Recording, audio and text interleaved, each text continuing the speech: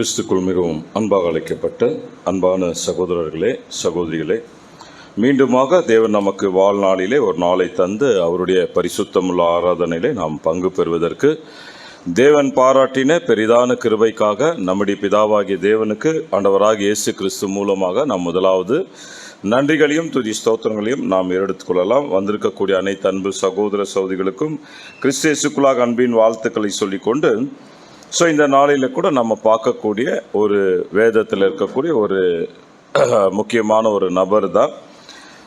ஏன் நம்ம ஒவ்வொரு கதாபாத்திரத்தில் ஒவ்வொரு வாழ்ந்த தேவனுடைய பிள்ளைகளை நம்ம பார்க்குறோன்னா, கடைசி காலத்தில் நம்ம வாழக்கூடிய நமக்கு அதில் என்னங்க அநேக போதனைகள், அநேக நல்வழிகள் இல்லைங்களா, அநேக பரிசுத்தமான ஒரு வாழ்க்கை நம் வாழ்வதற்கு தேவன் என்ன பண்ணுறாருன்னா, கடைசி காலத்தில் நமக்கு ஒவ்வொரு வசனத்தின் மூலமாக நமக்கு என்ன பண்ணுற பலப்படுத்தி திடப்படுத்தி வழிநடத்தி வருகிறத நம்ம பார்க்குறோம்.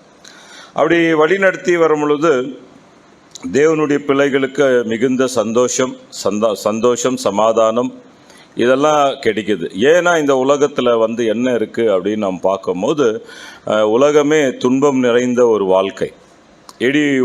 முழு உலகமே எப்படி இருக்குது அப்படின்னா, துன்பம் நிறைந்த ஒரு வாழ்க்கை.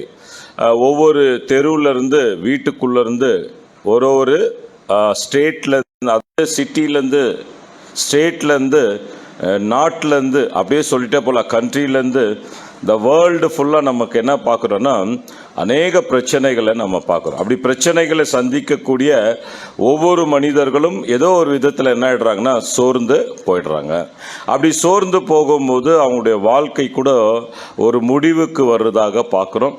அநேகர் வாழ்க்கையில் சொல்லக்கூடிய வார்த்தைகள், ஏன் இந்த கஷ்டம், ஏன் இந்த துன்பம், நான் இருக்கிறதோட என்ன இல்லை செத்து போயிடலாம் அப்படின்னு உலக ஜனங்கள் சொல்லுவாங்க, தேவனுடைய பிள்ளைகள் சொல்ல மாட்டாங்க.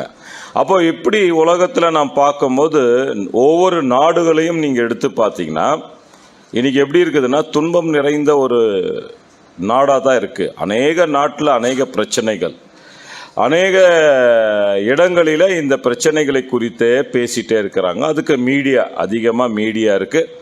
மீடியாவில் எந்த நாட்டில், எந்த ஊரில், எந்த இடத்துல, எந்த மனுஷனுக்கு பிரச்சனை அப்படின்னு சொல்லிட்டு என்ன ஆகுதுன்னா, நம்ம கிட்ட இருக்கக்கூடிய மொபைல்லே நம்ம பார்த்துடுறோம். அவ்வளோ பிரச்சனைகள் உலகத்தில் போயிட்டுருக்குது. அப்படியெல்லாம் ஒரு சூழ்நிலைகள் இந்த பூமியில் கடந்து போயிருந்தாலும் இதெல்லாம் தேவன் அனுமதிச்சிருக்கிறாருன்றது யாருக்கு தெரியும்னா, தேவனுடைய பிள்ளைகளுக்கு தெரியும். அப்போ தேவனுடைய பிள்ளைகளுக்கு எதுவுமே தேவன் என்ன பண்ணுறதில்ல, மறைச்சி வைக்கிறதில்ல. அவர் என்ன பண்ணுறாருன்னா, தினந்தோறும் ஒன்றையும் மறைக்காமல் தேவனுடைய பிள்ளைகளோடு கர்த்தருக்கு பயந்தவர்கள், அதாவது தம்முடைய உடன்படிக்கை சங்கீதம் 25:14 நான் வாசிக்கிற மாதிரி கர்த்தருக்கு பயந்தவர்கள் இல்லைங்களா, கர்த்தருக்கு பயந்தவர்களுக்கு தம்முடைய உடன்படிக்கை என்ன பண்ணுறாருன்னா அவர் தெரிவிக்கிறாரு அப்படின்றதையும் நம்ம பார்க்குறோம். இப்படி பல பிரச்சனைகள் இந்த உலகத்தில் இருந்துகிட்டே இருக்குது. ஆனால் தேவனுடைய பிள்ளைகளுக்கும் ஒரு பிரச்சனை இருக்குது. தேவனுடைய பிள்ளைகளுக்கு என்ன மாதிரி பிரச்சனை அப்படின்னு பார்த்தீங்கன்னா, உலகத்துக்கு வரக்கூடிய பிரச்சனைகள் தேவனால் அனுமதிக்கப்பட்டது. அது பாவம் சாபமாக இந்த உலகம் போய்கொண்டிருக்கு. ஆனால் தேவனுடைய பிள்ளைகளாக தேவனை அறிந்தவர்களுக்கும் துன்பங்கள் இருக்குது, கஷ்டங்கள் இருக்குது. அப்படி தேவனுடைய பிள்ளைகளுக்கு துன்பங்களும் கஷ்டங்களும் இருக்கும்போது எப்படி இதை மீண்டு எப்படி வரணும் அப்படின்றது மாத்திரமல்ல, எப்படியெல்லாம் தேவன் உதவி செய்கிறாருன்றதையும் நம்ம பார்க்குறோம். அதில் தான் அன்பான சகோதரர்களே, 2 விதமான துன்பம் இருக்குது. ஒன்று பாவத்தினால் வரக்கூடிய துன்பங்கள், இன்னொன்று தேவனுக்கு பிரியமாக வாழும் பொழுது வரக்கூடிய துன்பங்கள். அப்போது சிறைச்சாலைகள் கூட இந்த உலகத்தில் இருக்குது. என்ன சிறைச்சாலைகள்? பாவம் செய்யும் போது குற்றவாளிகளை சிறையில் அடைக்கிறது இருக்குது. இப்படி நம்ம சொல்லிட்டே போகலாம். சிறைச்சாலையில் இருக்கிறவருக்கும் துன்பம்தான், ஏன் தான் இந்த பாவத்தை நான் செஞ்சனோ அப்படின்ற ஒரு எண்ணம் கூட அவருக்கு வரலாம். சில பேருக்கு வராமல் மறுபடியும் அந்த குற்றத்தை செய்யலாம். இப்படி துன்பங்கள்னு சொல்லி பார்த்தாக்கா அநேக துன்பங்களை நம்ம பார்க்குறோம். விதவிதமான துன்பங்கள் இல்லைங்களா, அந்த வேதனைகளை தாங்க முடியாமல் இல்லைங்களா, அந்த கஷ்டங்களை சகிக்க முடியாமல் அநேக ஜனங்கள் இந்த உலகத்தில் என்னங்கன்னா மாண்டு போகிறத நம்ம பார்க்குறோம், அழிஞ்சு போகிறத நம்ம பார்க்குறோம். ஆனால் இவைகளெல்லாம் காணக்கூடிய தேவனுடைய பிள்ளைகளுக்கு ஒரு விதமான துன்பங்கள் வருவது உண்டு. அப்படி துன்பங்கள் வந்த ஒரு சகோதரன் ஒரு குடும்பத்தை பற்றி நன்றாக எழுதுகிறார். ஒரு குடும்பத்தை பற்றி நன்றாக எழுதுகிறார். அந்த குடும்பத்துக்கு அவர் முதலாவது சொல்கிறாரு வாழ்த்துதல். ரெண்டாவது, அந்த குடும்பத்துக்காக இவர் ஜெபம் செய்கிறார். அவர் துன்பப்படக்கூடியவர் இன்னொரு சகோதரனுக்காக வாழ்த்துதலும் சொல்கிறார். அப்புறம் அதாவது ஜெபம் செய்கிறார் அவங்களுக்காக. இந்த குடும்பத்துக்கு இரக்கம் பாராட்டுவீங்க அப்படின்றதையும் தேவன் என்ன பண்ணுறாருன்னா விசேஷமாக அங்கே சுட்டி காட்டுறதை நம்ம பார்க்குறோம். அன்பான சகோதரர், என்ன இன்னைக்கு நம்ம பார்க்க போகிறோன்னா, இப்படி தேவனுடைய பிள்ளைகள், துன்பத்தில் இருக்கக்கூடிய தேவனுடைய பிள்ளைகளுக்கு எப்படி வாழ்த்துதல் சொல்லலாம், எப்படி தேவனிடத்தில் ஜெபம் செய்யலாம்ன்றதான் இந்த பாடத்தில் நம்ம கற்றுக்கொள்கிறோம். அதனால் ரொம்ப அழகாக சொல்கிறாரு பவுல் 13ஆம் அதிகாரம், எபிரியர் 13ஆம் அதிகாரம் 3ஆம் வசனத்தை நாம் வாசிக்கலாம் பாருங்க.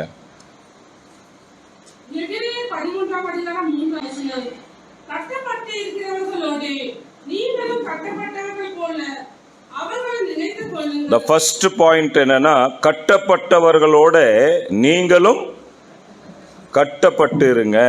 கட்டப்பட்டவர்களோட நீங்களும் கட்டப்பட்டவர்களாயிருந்து நினைத்து கொள்ளுங்கள்.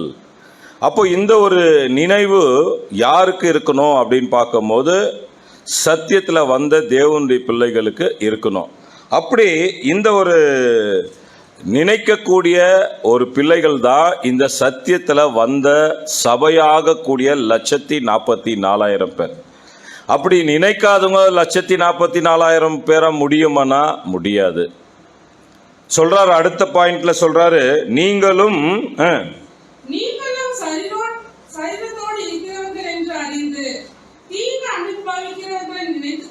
பாருங்க, ரொம்ப கிளியரா அடுத்த பாயிண்ட்ல சொல்றாரு, சரீரத்தோடு இருக்கிறவர்கள். அப்படின்னா யாரை பத்தி பேசிட்டு இருக்காரு? திருச்சபையின் பிள்ளைகளை பத்தி பேச. சரீரம்ன்றது ஒண்ணுதான், ஒரே சரீரம் இல்லைங்களா?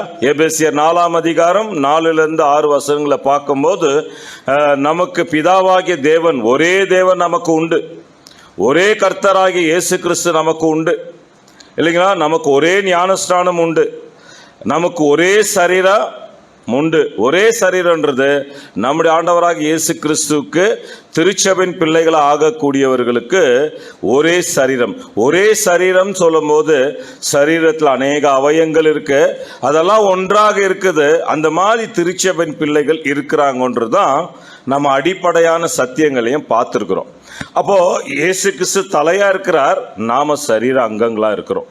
அப்படி சரீர அங்கங்களாக இருக்கக்கூடிய நமக்கு ஒவ்வொருத்தருக்கும் சொல்றாரு, இந்த சத்தியத்தை அழைக்கப்பட்டவர்களுக்கு சொல்றாரு, நீங்க கட்டப்பட்டவர்களோட என்ன பண்ணுங்க, கட்டப்பட்டவர்களை போல நீங்களும் அவர்களை நினைத்து கொள்ளுங்கள். ஒன்று, நீங்களும் சரீரத்தோடு இருக்கிறவர்களை அறிந்து, அவங்கள அறிந்து கொள்ளணுமா? ஃபர்ஸ்ட் அறிந்திருக்கிறோமா?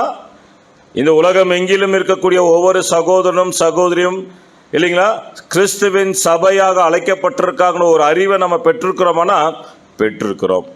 அதனால தான் இந்த சரீரத்து அங்கங்கள் எவ்வளோ பேருனா பல பேர் கிடையாது, சில பேர். 2000 வருடங்களாக இந்த 1,44,000 பேர் இல்லைங்களா சரீரங்கம். அதுக்கு தான் பேர் சபைக்கும் நமக்கும் என்ன வித்தியாசம்? பேர் சபைகளில் குவான்டிட்டி, ரொம்ப குவான்டிட்டி இருக்கும். ஆனால் தேவனுடைய திருச்சபையின் பிள்ளைகள் மத்தியில் குவாலிட்டி தான் இருக்கும், குவான்டிட்டி கம்மியாக தான் இருக்கும். அதனால தான் அதுக்கு பேர் என்னங்க, சிறு மந்தை. அந்த சிறு மந்தை 2000 வருடமாக செலக்ட் பண்ணிட்டு இருக்காரு. ஆனால் இந்த செலெக்ஷன் ஆயிட்டே தான் இருக்கு. ஆனால் அந்த செலெக்ஷனுக்குள்ள நாம போகணுன்றதுக்கு தான் தேவன் நமக்கு என்ன பண்றாருன்னா அநேக சத்தியங்களை நமக்கு எழுதி வச்சிருக்கார். அப்ப இங்க நம்ம பார்க்கிறோம், நீங்களும் சரீரத்தோடு இருக்கிறவர்கள் என்று அறிந்து. அப்படின்னா ஒவ்வொரு சகோதரனும் இந்த அழைப்புக்கு தான் வந்திருக்கிறாங்கன்றது நம்ம நல்லாவே புரிந்து வச்சிருக்கிறோம், அறிந்திருக்கிறோம். அறியாதவர்கள் இவைகளை நன்றாக அறிந்து கொள்ளணும் அப்படின்றது தான் தேவன் மறுபடியும் நம்மளுக்கு வலியுறுத்துறாரு. அப்படி வலியுறுத்தும் பொழுது அன்பான சகோதர சகோதரிகளை அடுத்த பாயிண்ட்ல சொல்லும் போது வாசிக்கலாம் பாருங்க. தீங்கு அனுபவிக்கிறவர்களை நினைத்துக் கொள்ளுங்க. ரெண்டு தீங்கு இருக்குது. ஒன்னு நான் அப்பயே சொன்ன மாதிரி பாவம் செய்து தீங்கு அனுபவிக்கிறது, இன்னொன்னு சத்தியத்திற்காக தீங்கு அனுபவிக்கிறது. பாவம் செய்து தீங்கு அனுபவிக்கிறது பெரிய விஷயமே கிடையாது. சத்தியத்திற்காக தீங்கு அனுபவிக்கிறது, இதை தான் நம்முடைய ஆண்டவராக இயேசு கிறிஸ்து செஞ்சார். அவர் கூட அனுபவிச்சார் தீங்கு. இந்த தீமையான உலகத்துல தீங்கு அனுபவிச்சார். காரணம் என்ன? அவர் தீமை செய்தவர் அல்ல, பரிசுத்தம் உள்ளவர். அவர் இந்த உலகத்துக்கு வரும்போது இந்த உலகத்தில் இருக்கக்கூடிய அநேக ஜனங்கள் மூலமாக அவருக்கு தீங்கு அனுபவிக்கப்பட்டது. அந்த தீங்குகளை அவர் அனுபவிச்சாரு, சகிச்சாரு. அப்படி திருச்சபையின் பிள்ளைகளுக்குள்ள தீங்கு அனுபவிச்சவர் யாரு அப்படின்னு பார்க்கும் போது பவுல். இயேசு கிறிஸ்துக்கு அப்புறம் பவுல் என்ன ஆகிறாரு? அதனால தான் அவர் எழுதும் பொழுது இதெல்லாம் சொல்றார். நீங்க தீங்கு அனுபவிக்கிறவங்களை நினைத்து கொள்ளுங்கள். முடிச்சிட்டீங்களா? அப்போ ரொம்ப முக்கியமாக இதுல எத்தனை விஷயம் வருது? என்னெல்லாம் நினைக்கணும்? கட்டப்பட்டவர்களோட, அதாவது இன்றைக்கு சத்தியத்துக்குள்ள வந்திருக்கக்கூடிய ஒரே சரீரமாக இல்லைங்க அழைக்கப்பட்டவர்கள் ஒரு கட்டுக்குள்ள இருக்கிறாங்க. இந்த உலகத்திலிருந்து வேறு பிரிக்கப்பட்டு தேவனுடைய பிள்ளைகள் என்ற ஒரு அடையாளம் உலகம் எங்கிலும் இருக்கக்கூடிய பரிசுத்தவான்களுக்கு ஒரு அடையாளம் இருக்கு. அந்த அடையாளம் என்னன்னா திருச்சபையின் பிள்ளைகள், ஒரே சரீரம், தேவனுடைய பிள்ளைகள். இவங்க துன்பம் நிறைந்தவர்கள், இவங்க தீங்கு அனுபவிக்கக்கூடியவர்கள் அப்படின்ற பல அடையாளங்கள் தேவன் சபைக்கு கொடுத்திருக்கிறார். அப்போ இங்க என்ன சொல்றாருன்னா, நீங்க நினைத்துக் கொள்ளுங்கள், அறிந்து கொள்ளுங்கள், தீங்கு அனுபவிக்கிற மறுபடியும் நினைத்துக் கொள்ளுங்கள். அப்போ ஒரு சகோதரன் இந்த சத்தியத்திற்காக, அதாவது பலவிதமான உபத்திரவங்கள் படும் பொழுது, இந்த சத்தியத்திற்காக பலவிதமான உபத்திரப்படும் பொழுது நம்முடைய பார்ட் என்ன, அதை தான் பவுல் இங்க சொல்றார். அப்போ இந்த சத்தியத்திற்காக இயேசு கிறிஸ்து பாடுபட்டார் இல்லைங்களா, வாதிக்கப்பட்டார், துன்பப்பட்டார், காயப்பட்டார், அவமானங்களை நிறைந்தவராக காணப்பட்டார். இப்படியெல்லாம் நம்ம அநேக விஷயங்களை பார்க்கிறோம். இயேசு கிறிஸ்துக்கு அப்புறம் பாவமாக்கப்பட்ட மனிதர்கள்ல பவுல் போன்றவர்கள் என்ன இருக்காங்கன்னா இதே மாதிரி துன்பங்களை என்ன பண்ணியிருக்காரு, அனுபவிச்சிருக்கார். அப்போ துன்பங்களை அனுபவிச்சும் போது தான் இவர் இந்த பக்தன் என்ன பண்றாருன்னா இன்றைக்கு திருச்சபையின் பிள்ளைகளுக்கு எழுதுறார், தீங்கு அனுபவிக்கிறவர்களை நீங்கள் நினைத்து கொள்ளுங்கள். ஸோ இந்த மாதிரி வார்த்தைகள் வேதாகமத்தில் சொல்லும் போது இவர் கஷ்டப்படும் பொழுது, ஆண்டவர் கஷ்டப்படும் போது எல்லாரும் விட்டுட்டு ஓடிட்டாங்க. கெத்சமனையில் அவரை விட்டுட்டு எல்லாரும் ஓடிட்டாங்க இல்லைங்களா. ஆனா பவுல் கஷ்டப்படும் பொழுது எப்படி கஷ்டப்பட்டாரு, அவருடைய கஷ்டத்துல யார் அவர் அந்த வசனத்தின்படி நினைத்து கொண்ட ஜனங்கள் யார், ஜனத்துல எத்தனை ஜனங்கள்ல யார் அப்படி வந்தாரு அப்படின்னு பார்க்கும் போது ரொம்ப முக்கியமாக அன்பான சகோதரர்களே, வசனத்தை வாசிக்கும் போது நமக்கு தெரியும் ஒனேஸ்பர். ஸோ அதான் ஒனேஸ்பர் தான் நினைக்கிறாரு. என்ன நினைக்கிறாரு அப்படின்னும் போது பவுல் ஒனேஸ்பர் குடும்பத்தை குறித்து சொல்லும் பொழுது ஃபர்ஸ்ட் என்னத்தம்ம சொல்றாரு பவுல், ஒனேஸ்பர் குடும்பத்துக்கு வாழ்த்துதல் சொல்றார். ரெண்டாவது அந்த குடும்பத்துக்கு இரக்கம் பாராட்டுவதாக அப்படின்னு ஜெபம் செய்கிறார். அப்படின்னா பவுலுடைய வாழ்க்கையில முக்கியமான ஒருவர் என்ன பண்ணியிருக்காரு, ஒனேஸ்பர் என்ன பண்ணியிருக்காரு, வந்திருக்கிறார். அப்படின்னா என்ன மாதிரி உதவி செஞ்சார்? இவர் கஷ்டப்பட்டு இருக்கார், கட்டப்பட்டிருக்கிறார் இல்லைங்களா, உபத்திரவம் தீங்கு அனுபவிச்சிருக்கிறார். இவர் நினைத்து கொள்ளுங்கள் அப்படின்னும் போது அந்த நினைவுகளை செய்தவர் யாருன்னா ஒனேஸ்பர். அப்படி ஒனேஸ்பர் செய்யும் பொழுது அன்பான சகோதரர்களே சகோதரிகளே, பவுல் இவைகளை இல்லைங்களா இந்த நன்மைகள் எல்லாம் அவர் பெற்றுக்கொண்டு இந்த ஒனேஸ்பரை என்ன பண்றாருன்னா வாழ்த்துறார். ஃபர்ஸ்ட் நாம் எத்தனை பேரை வாழ்த்துறோம் இல்லைங்களா? எத்தனை பேருக்காக நாம ஜெபம் செய்கிறோம் இல்லைங்களா? அப்போ நம்முடைய மனசு எப்படி இருக்கு அப்படின்றத, எப்படிப்பட்ட மனசு ஒனேஸ்பருக்கு இருந்தது அப்படின்றது தான் இந்த பாடத்தில் நம்ம பார்க்க போகிறோம். பாருங்க, வாசிக்கலாம். அன்பான சகோதர சகோதரிகளே, 2 தீமோத்தி 1 அதிகாரம் 16-17 வசனங்களை நாம வாசிக்கலாம்.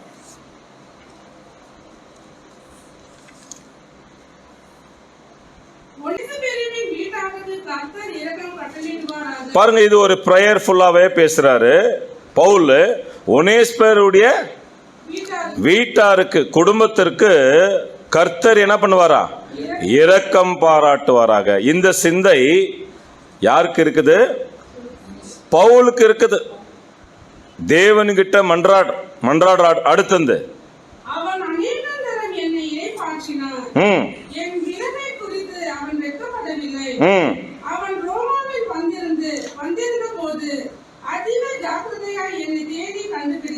பாருங்க, அன்பான சகோதர சகோதரிகளே, ஒவ்வொரு மைனூட்டான விஷயங்களை நீங்க கவனிக்கணும். அதிகமான வசனங்கள் இல்லை, இந்த வசனத்துக்குள்ளேயே எவ்வளோ விஷயங்கள் இருக்கு பாருங்க. அதாவது இந்த ஒனேஸ்பர் இருக்கிற இடம் எபேசுல இருக்கிறாங்க. எபேசு பட்டணத்திலிருந்து ரோமாபுரிக்கு வரணும். அப்போ பவுல் இவங்களை குறித்து சாட்சி கொடுக்கிறாரு, ஜபிக்கிறாரு.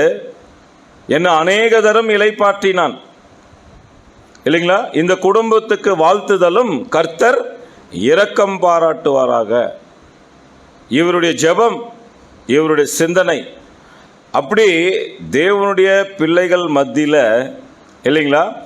பவுல் போன்ற வாழ்க்கை, அவருடைய வாழ்க்கையில் ஒனேஸ்பர் ரொம்ப முக்கியமாக இருக்கிறார்.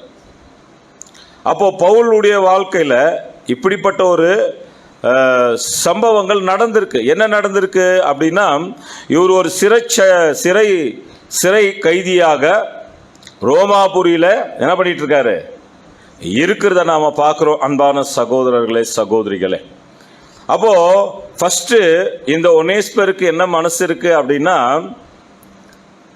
எபேசு பட்டணத்திலிருந்து ரோமாபுரிக்கு போனோம்.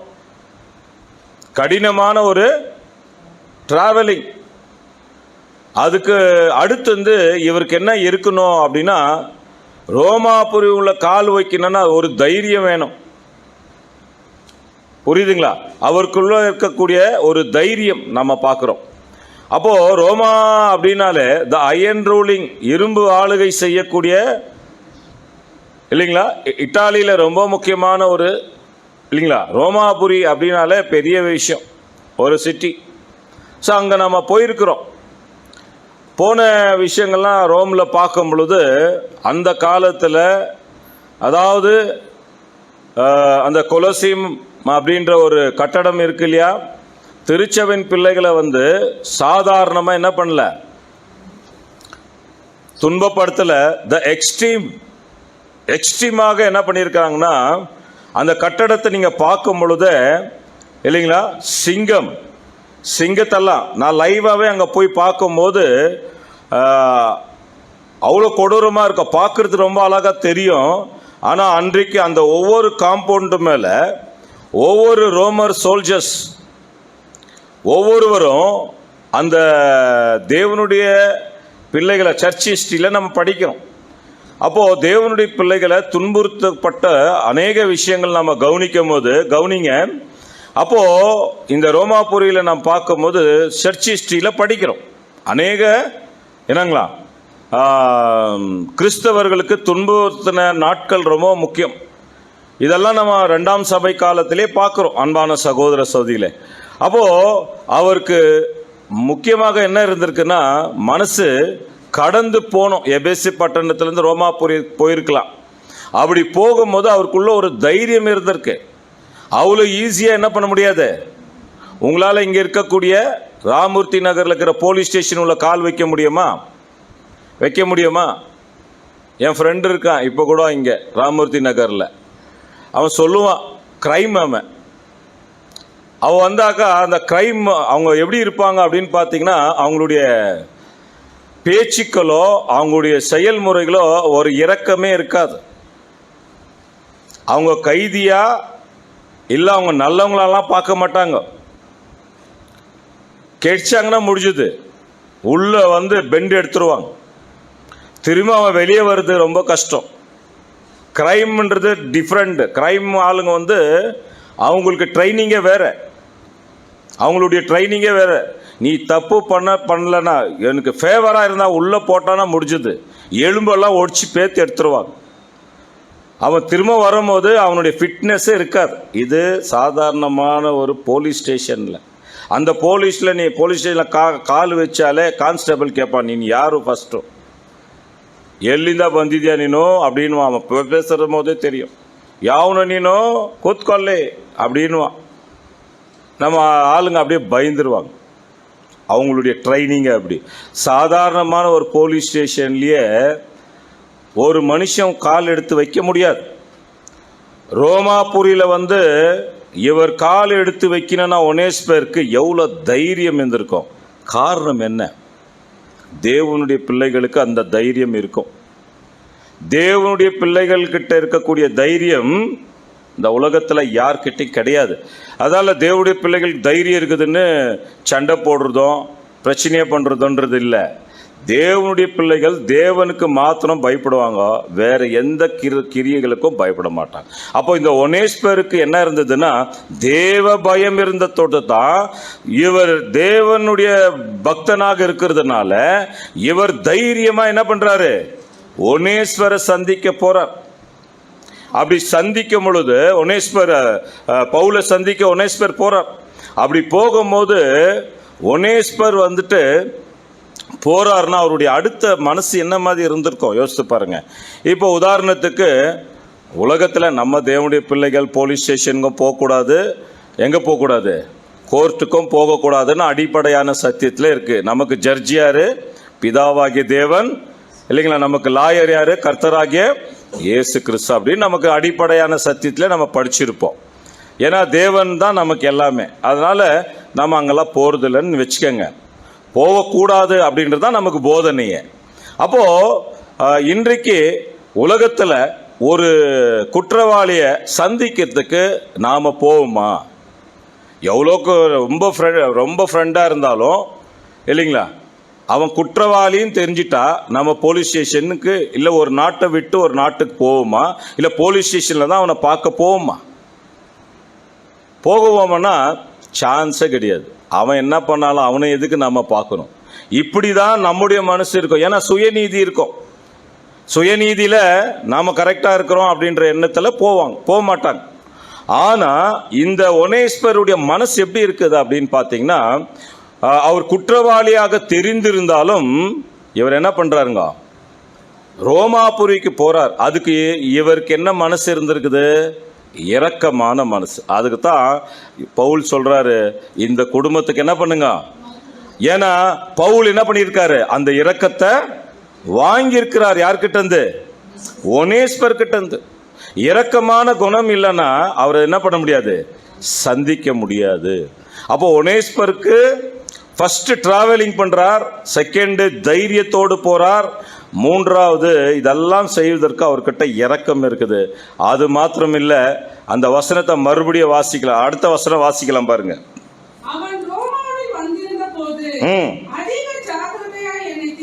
அடுத்த பாயிண்ட் என்ன தெரியுங்களா? ரோமாபுரிக்கு வந்திருக்கும் போது அநேக ஜாக்கிரதையா என்ன பண்ணியிருந்தாராம், தேடி கண்டுபிடிச்சார். ஏன் தேடி கண்டுபிடிக்கணும் அப்படின்னா, அநேக குற்றவாளிகள் மத்தியில் பவுல் யாருன்னு கண்டுபிடிக்கணும். யோசித்து பாருங்க. தேடி அதிக ஜாக்கிரதையாக. அப்படின்னா உள்ள நுழையும் போத எப்படி வந்திருக்கலாம், எவ்வளோ ஜாக்கிரதையா வந்திருப்பாரு. தேவனோட ப்ரேயர்ஃபுல்லா, தேவனுடைய பாதுகாப்பு இவர் கூட இருந்திருக்கும் இல்லைங்களா? அப்படி தேடி கண்டுபிடிக்கக்கூடிய ஒரு மனசு யார்கிட்ட இருக்குது? ஒனேஸ்பர் கிட்ட இருக்குது. அன்பான சகோதரர்களே, சகோதரிகளே, அப்போ இந்த ஒரு மனசு ஒனேஸ்பர் கிட்ட இருக்குது. அதால அடுத்த பாயிண்ட் என்ன தெரியுமா?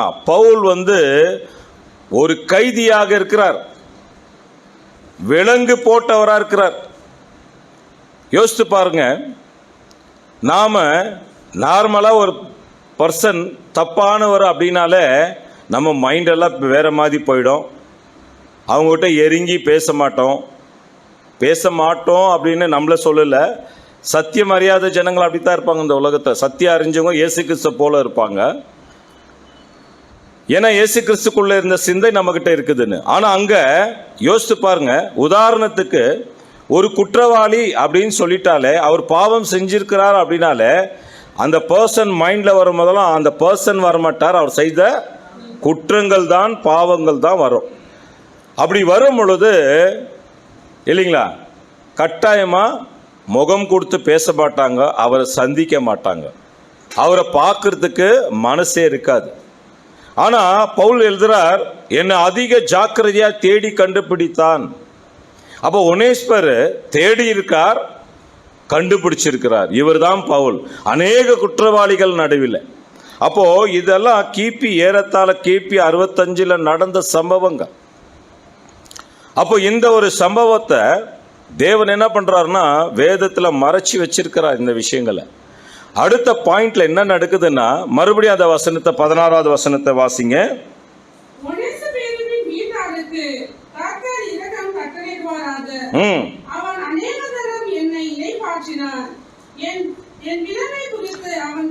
என் விலங்கை குறித்து நான் அவன் என்ன பண்ணல, வெட்கப்படல. யோசித்து பாருங்க, நீங்க விலங்கு போட்டுக்கிறவங்கள பாத்துக்கிறீங்களா?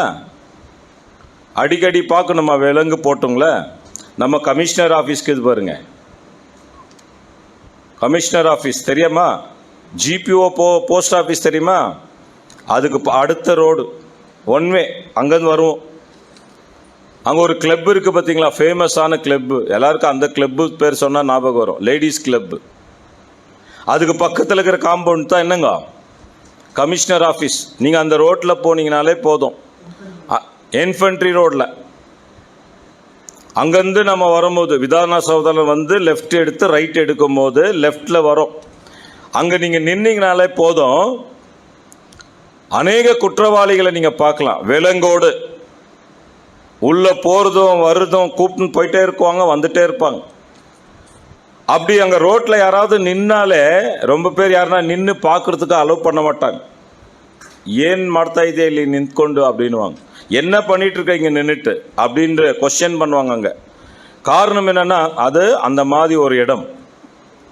கமிஷனர் ஆஃபீஸில் நீங்கள் பார்த்தீங்கன்னா இப்படிப்பட்ட குற்றவாளிகளை நம்ம பார்க்கலாம் விலங்கோடு. அடுத்து நம்ம எங்கே பார்க்கலான்னா சென்ட்ரல் ஜெயிலில் பார்க்கலாம். ஏன்னா பெரிய பெரிய குற்றங்கள் செய்கிறவங்களுக்கு தான் இந்த விலங்கு போடுவாங்க. இந்த அடிக்கிறவங்கோ ஓடுறவங்கோ இவங்களுக்கு தான். சில பேர் கையில் போடுவாங்க, சில பேருக்கு காலில் போடுவாங்க விலங்கு, எங்கேயுமே நகரக்கூடாதுன்னு. அடுத்து இவங்களை எங்கே பார்க்கலான்னா அந்த அதாவது கோர்ட்டில், முக்கியமாக கோர்ட்டில் வந்து இல்லைங்களா தீர்ப்பு செய்யும் பொழுது இந்த குற்றவாளிகளை கூப்பிட்டு வரும்போது நம்ம பார்க்கலாம், கோர்ட்டுக்கிட்ட பார்க்கலாம். இப்போ இப்படி குற்றவாளிகளை வந்து பார்க்கும்போது அந்த குற்றவாளிகளை நம்ம பார்க்குவதற்கே ஒரு அருவருப்பாகத்தான் நம்ம மனசில் தோணும். ஆனால் ஒனேஸ்பருக்கு வந்து அந்த எண்ணம் இல்லை. ஒனேஸ்பர் எப்படி இருக்காருன்னா, தன்னுடைய அதாவது பவுலுடைய விலங்கை குறித்து அவன் என்ன பண்ணல, வெட்கப்படல. அப்படின்னா இவர் செய்த குற்றம் என்ன? கிறிஸ்துவுக்காக வாழ்ந்தார்.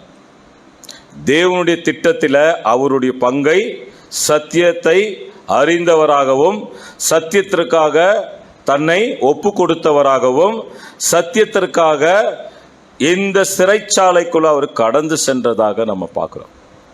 ஆமான்பான சகோதரர்களே சகோதரிகளே, அப்போ இந்த உலகம் முழுதும் நமக்கு எப்படி இருக்குன்னா ஒரு சிறைச்சாலை தான். நாம கூட இந்த உலகத்தில் பார்க்கும் பொழுது இல்லைங்களா ஒரு சிறைச்சாலைக்குள்ள தான் இருக்கிறோம். யார் இந்த சிறையை போட்டு வச்சிருக்குன்னா சாத்தான்.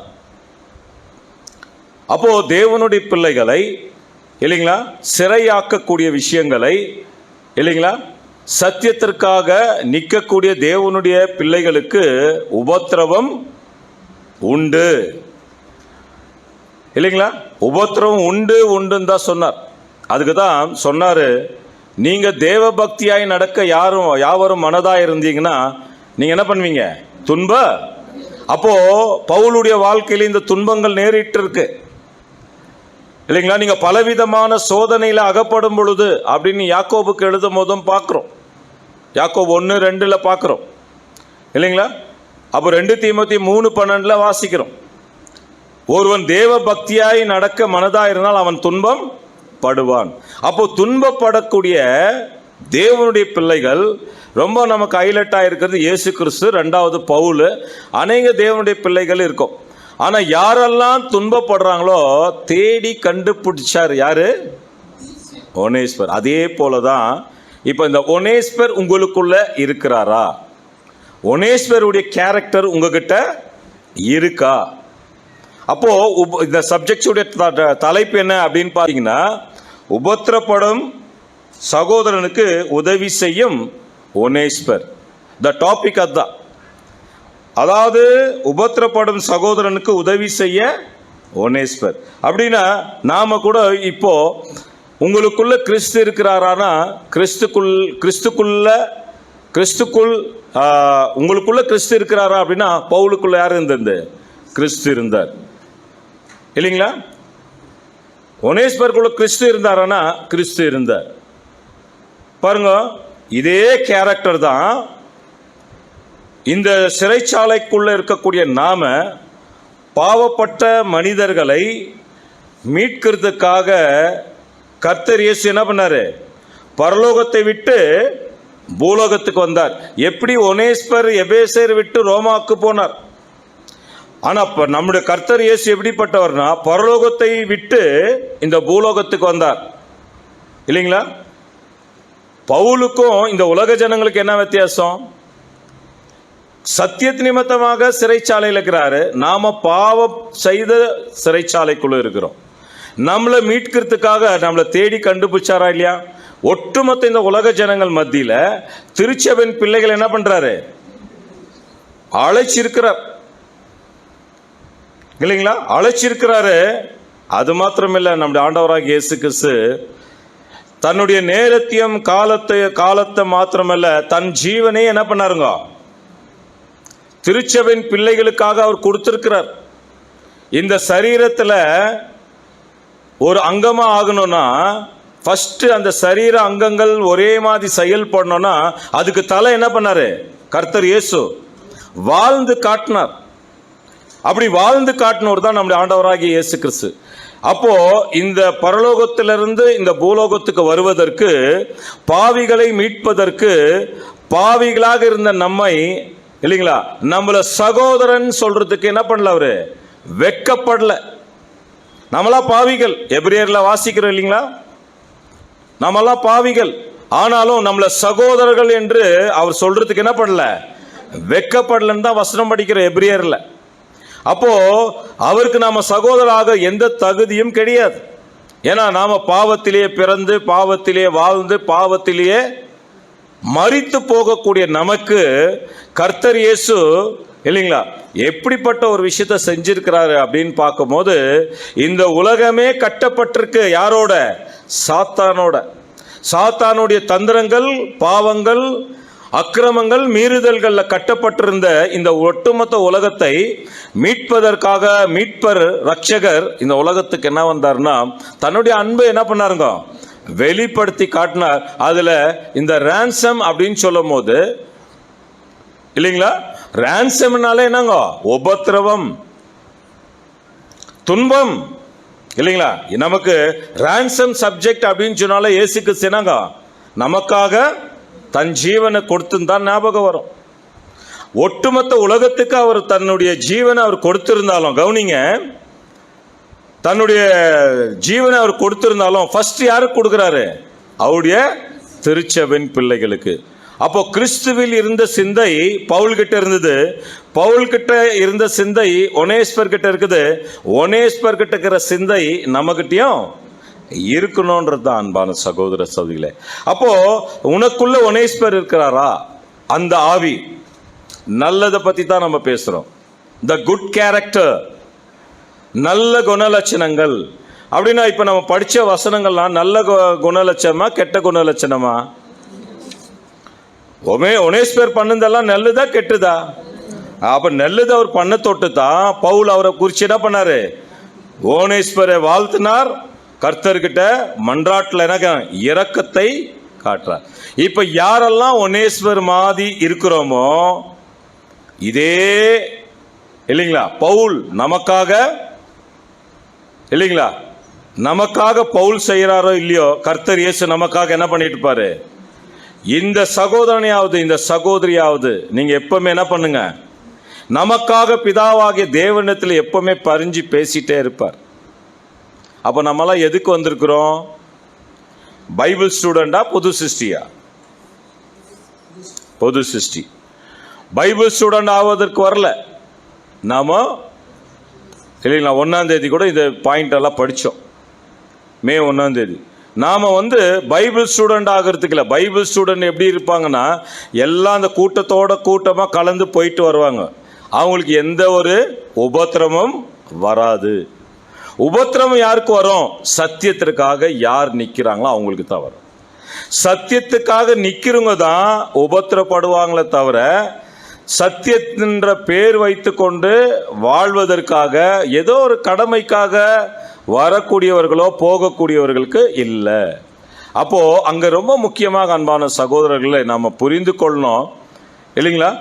இடுக்கமான வழியில யார் போயிருக்கிறாங்க அவர்களுக்கு கட்டாயமா உதவி தேவன் செய்வார். யார் செஞ்சது இதெல்லாம்? தேவன் தான். யாரை வச்சு செஞ்சாரு? ஒனேஸ்வரை வச்சு பவுலுக்கு செஞ்சார். அதே மாதிரி நாம கூட ஒரு ஒனேஸ்வராவும் இருக்கணும், ஒரு பவுலாவும் இருக்கணும். பவுல் மாதிரி சத்தியத்துக்காக துன்பத்தை என்ன பண்ணோம், அனுபவிக்க வேண்டியவர்களா இருக்கிறோம். ஆனா இந்த காலத்துல அநேகருக்கு 10 வருஷத்துக்கு முன்னால இருக்கக்கூடிய வேதமானவர்களுக்கும் இப்ப இருக்கக்கூடிய வேதமானவர்களுக்கும் ட்ரையல்ஸ் வருதா அப்படின்னு செக் பண்ணியே பார்க்கணும். சோதனைகள் வருதா, தீங்கு அனுபவிக்கிறாங்களா, இல்ல தீங்கு அனுபவிக்கிறவங்க உதவி தான் செய்யறாங்களா அப்படின்றது கவனிக்க வேண்டியவர்களாக. இங்க பாயிண்ட் என்ன? பைபிள் ஸ்டூடெண்ட் ஆகிறது இல்ல, புது சிருஷ்டி ஆகிறது. அப்படின்னா நாம பைபிள் ஸ்டூடெண்ட் ஆகிறது மாத்திரமல்ல, ஒரு சரீர அங்கமா நாம் மாறுவதற்காகத்தான் நம்ம என்ன இருக்கிறோம். ஆமா. அப்படின்னா இப்ப என்னுடைய சரீரத்துல என்ன ஆகணும், இயேசு கிறிஸ்துடைய சரீரத்துல நான் ஒரு அங்கமா மாறணும்னா நான் என்ன பண்ணி ஆகணும்? என்னுடைய அழைப்பை, என்னுடைய தெரிந்து கொள்ளுதலை நான் ஜாக்கிரதையா என்ன பண்ணணும்? என்னுடைய வாழ்க்கை ஓடிட்டு இருக்குதா, கரெக்டா போயிட்டு இருக்குதா, இடுக்கமான வழியில நான் போயிட்டு இருக்கிறேனா, இல்ல சத்தியத்தை தான் நான் சத்தியத்திற்காக ஓடின்னு இருக்கிறேனா, இல்ல என்னுடைய சொந்த வாழ்க்கைக்கு ஓடிட்டு இருக்கிறேனா, இல்ல என்னுடைய சகோதரனுக்காக சத்தியத்தில் இருக்கக்கூடிய பவுலுக்காக ஒனேஸ்வர் செய்தது போல நான் செஞ்சிட்டு இருக்கிறேனா அப்படின்றதான் இந்த பாடத்துல நம்ம பார்க்கிறோம். மறுபடியும் இப்ப வாசிக்கலாம் பாருங்க, பவுல் எப்படி சொல்றாரு பாருங்க ஒனேஸ்வரை குறிச்சு. 16வது வசனம்.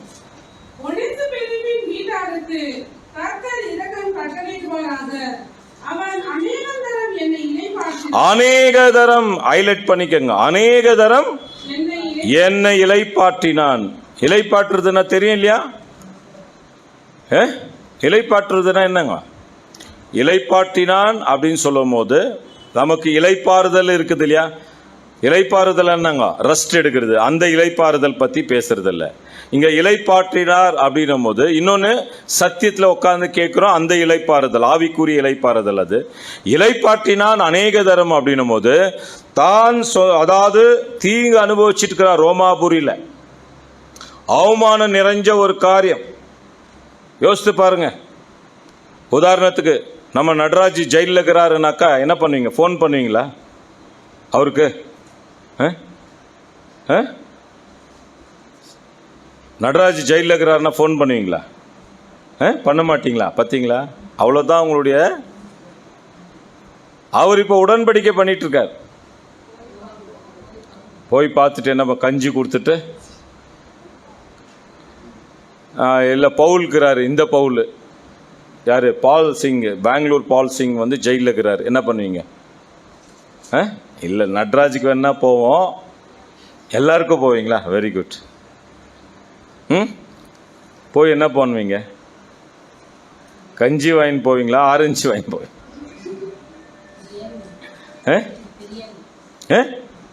பிரியாணி.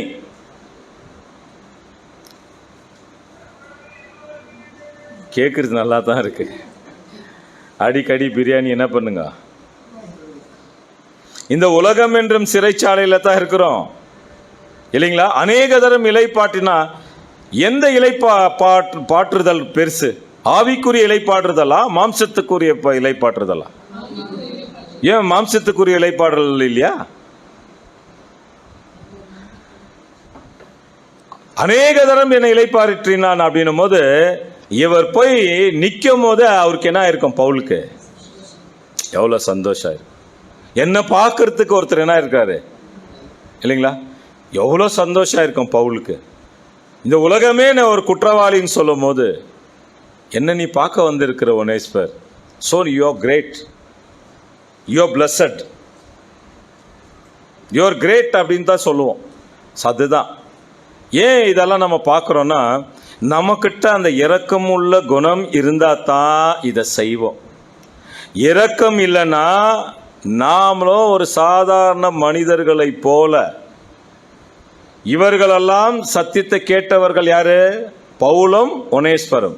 ஆனால் அந்த சிறைச்சாலையில் இருந்தவர்களெல்லாம் சத்தியத்தில் இருந்தவர்களான்னு நமக்கு தெரியாது. ஆனால் இந்த உலகத்தில் எத்தனையோ ஜனங்கள் வாழ்ந்துட்டு இருக்கிறாங்க. சிறைச்சாலை தான் இந்த உலகமே. பாவம், சாபம், அதுக்கு தலைவன் சாத்தானுடைய அண்டரில் என்ன சிறைப்பட்டிருக்கக்கூடிய ஜனங்கள் மத்தியில் நமக்கு மாத்திரம் சத்தியத்தை கொடுத்துருக்கார். அப்படி சத்தியத்தை அறிந்த தேவனுடைய பிள்ளைகளுக்கு இரக்கம் குணம் இல்லைன்னா, இரக்கம் குணம் இல்லைன்னா யோசித்து பாருங்க. நமக்கு இரக்கமே இல்லைன்னா பவுல் போன்றவர்கள் ஜெபம் செய்வாரா? அதுக்கு தான் பைபிள் என்ன சொல்லுது? நான் இரக்கமுள்ளவராக இருக்கிறேன், நீங்களும் இரக்கமுள்ளவர்கள். இரக்கமுள்ளவர்கள் அயோக்கியமானவர்களா? இரக்கமுள்ளவர்கள் பாக்கியவான்கள் சொன்னார். அப்போ நம்ம படிக்கிற புதிய ஏற்பாடுல எத்தனையோ வசனங்கள், நமக்கு எல்லாம் தெரிஞ்ச வசனங்கள், படிச்சுட்டு தான் டைம் போயிடும். ஆண்டவரே சொல்லியிருக்கிறா இரக்கமுள்ளவர்கள். எங்க வருது அந்த வசனம்? யாருன்னா சொல்லுங்க. அதுக்கு முன்னால சொன்னேனே, நான் இரக்கமுள்ளவராக இருக்கிறது போல. எங்கங்க? லூக்கால படிங்க, 6ஆம் அதிகாரமா பாருங்க, 6:36.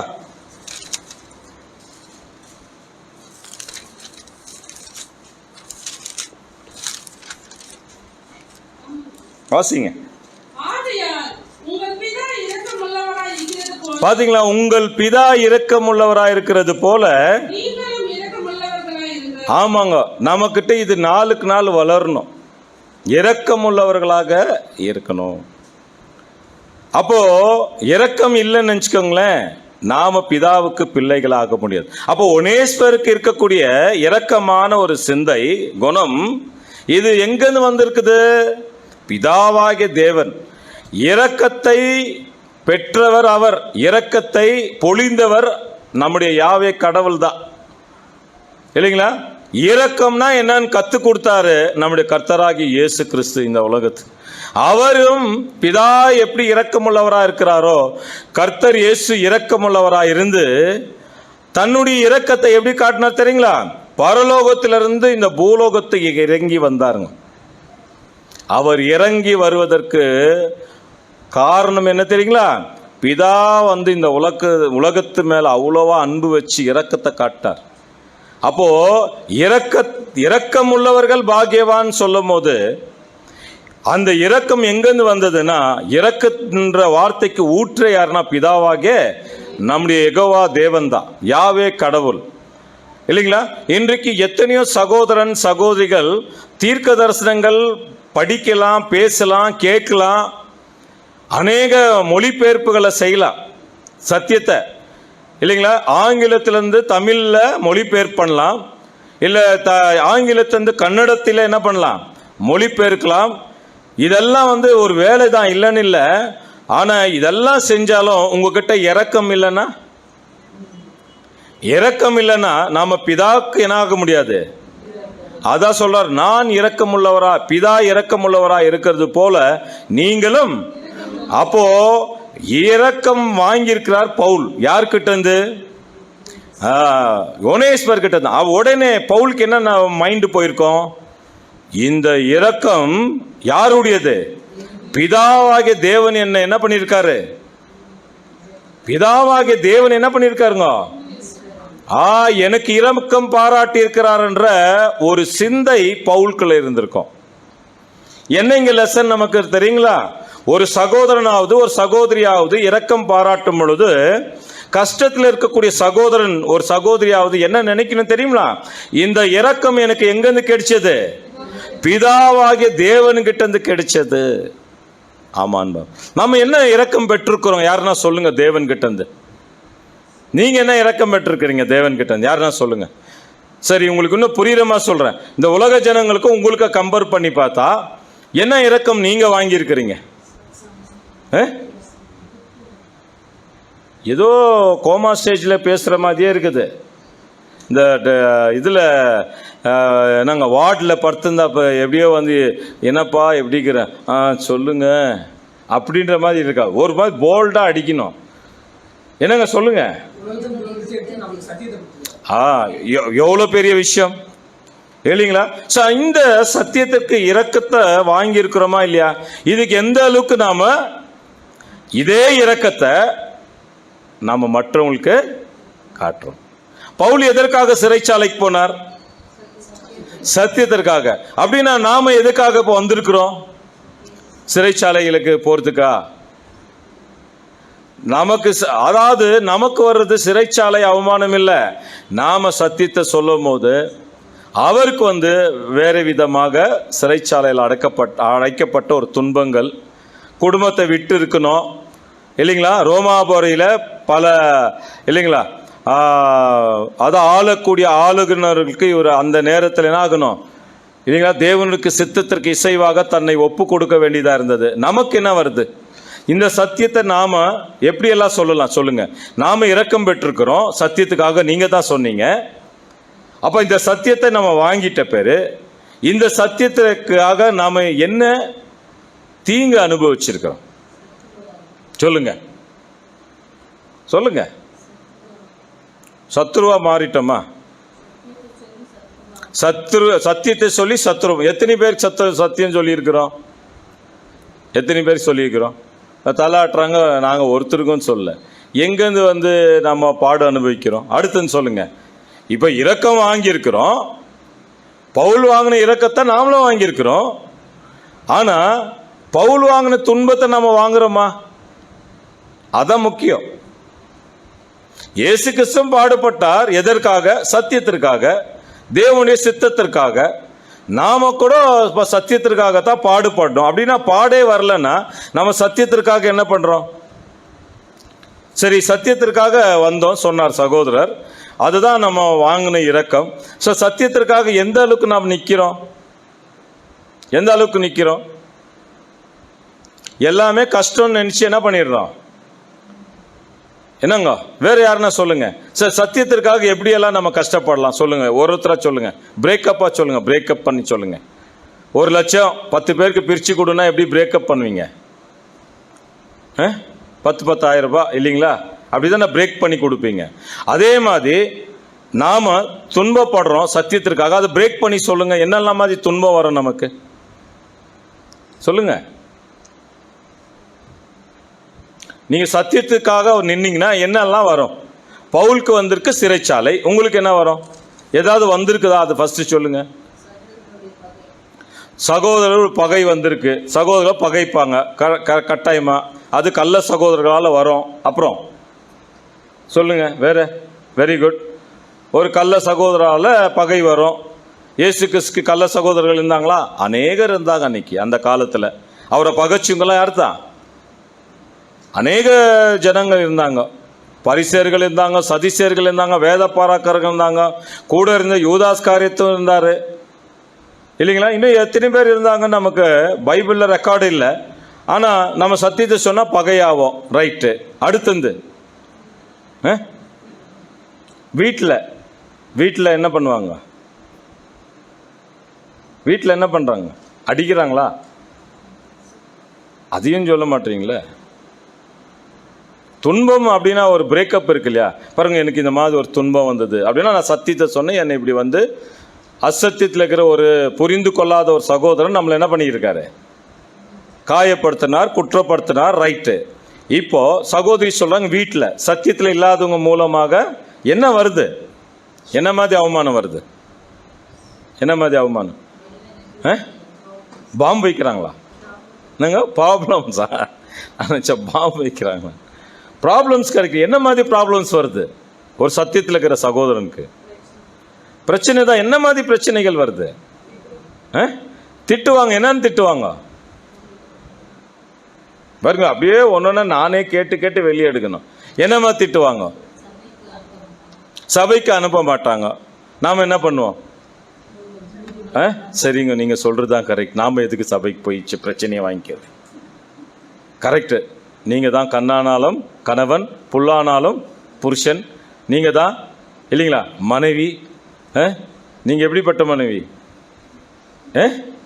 என்னங்க சொன்னீங்க? ஏதோ இல்லை, வெறும் சகோதரிகளுக்கு மாத்திரம் வருதுல்ல, சகோதரர்களுக்கும் வருது இல்லைங்களா?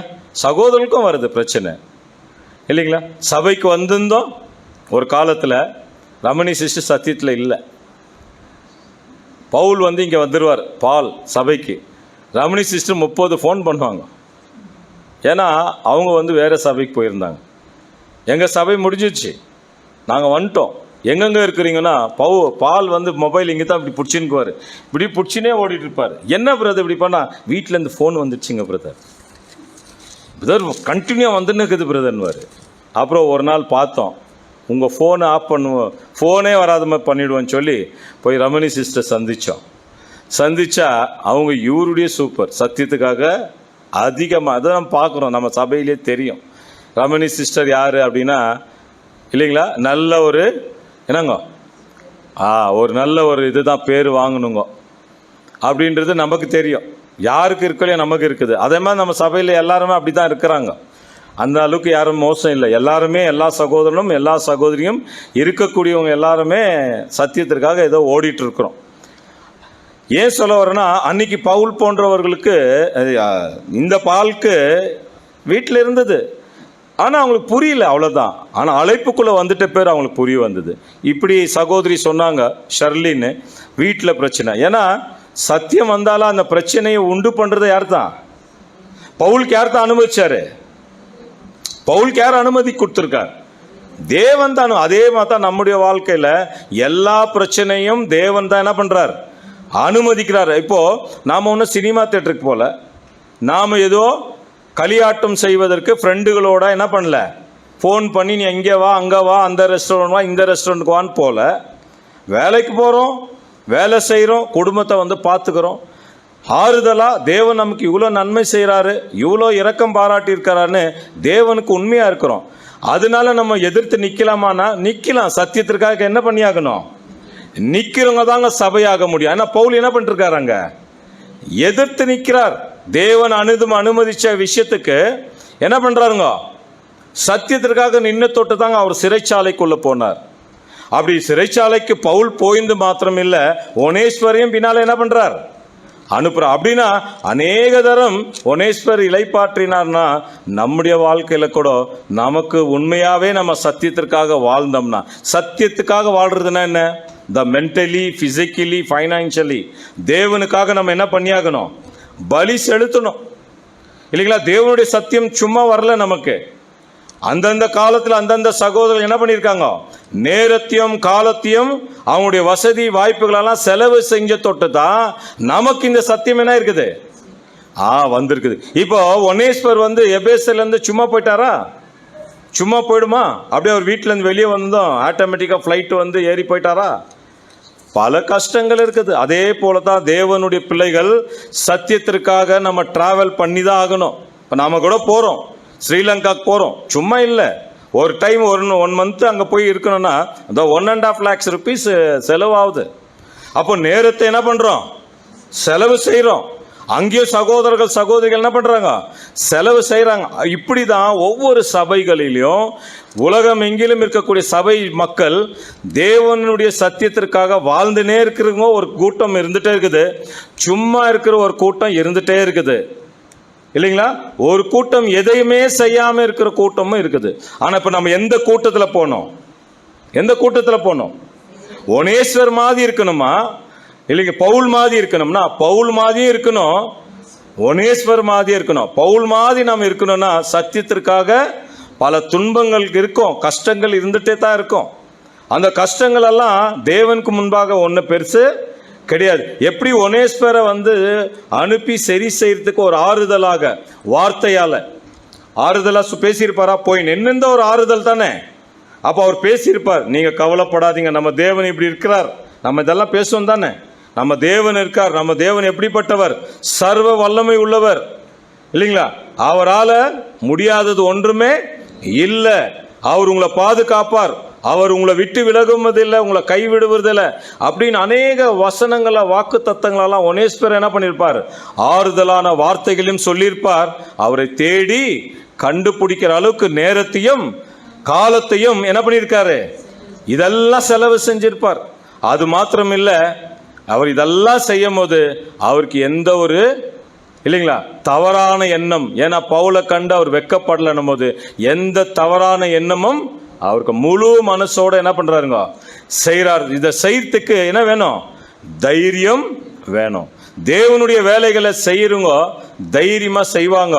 அது தேவனுடைய நாமத்துக்கு மகிமையாக, கர்த்தர் இயேசுடைய நாமத்துக்கு மகிமையாக தேவன் என்ன பண்ணுவாங்க? செய்வோம். அப்போ நம்ம என்ன உதவி செய்யறோம்? யாருக்கு என்ன உதவி செய்யறோம் இன்னைக்கு அப்படின்னா எப்படியெல்லாம் நாம உதவி செய்யலாம்? நம்ம இப்போ பவுல் மாதிரி பாடுபடுறோம், ஒனேஸ்வர் மாதிரி என்ன உதவி செய்யறோம் சொல்லுங்க? என்ன உதவி செய்யறோம்?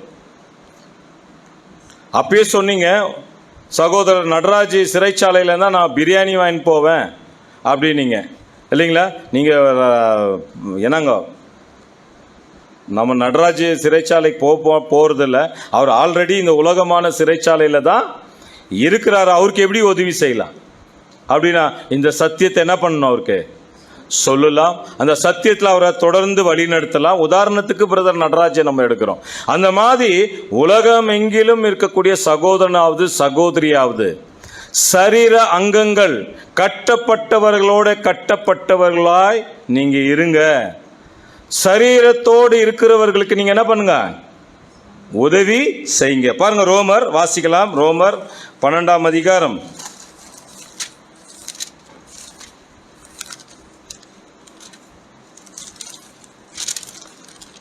5-6 வசனங்களா பாருங்க.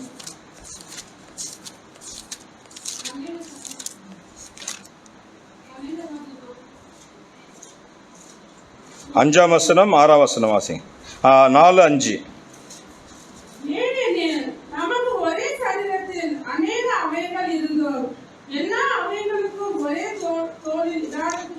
தொழில் இராதது போல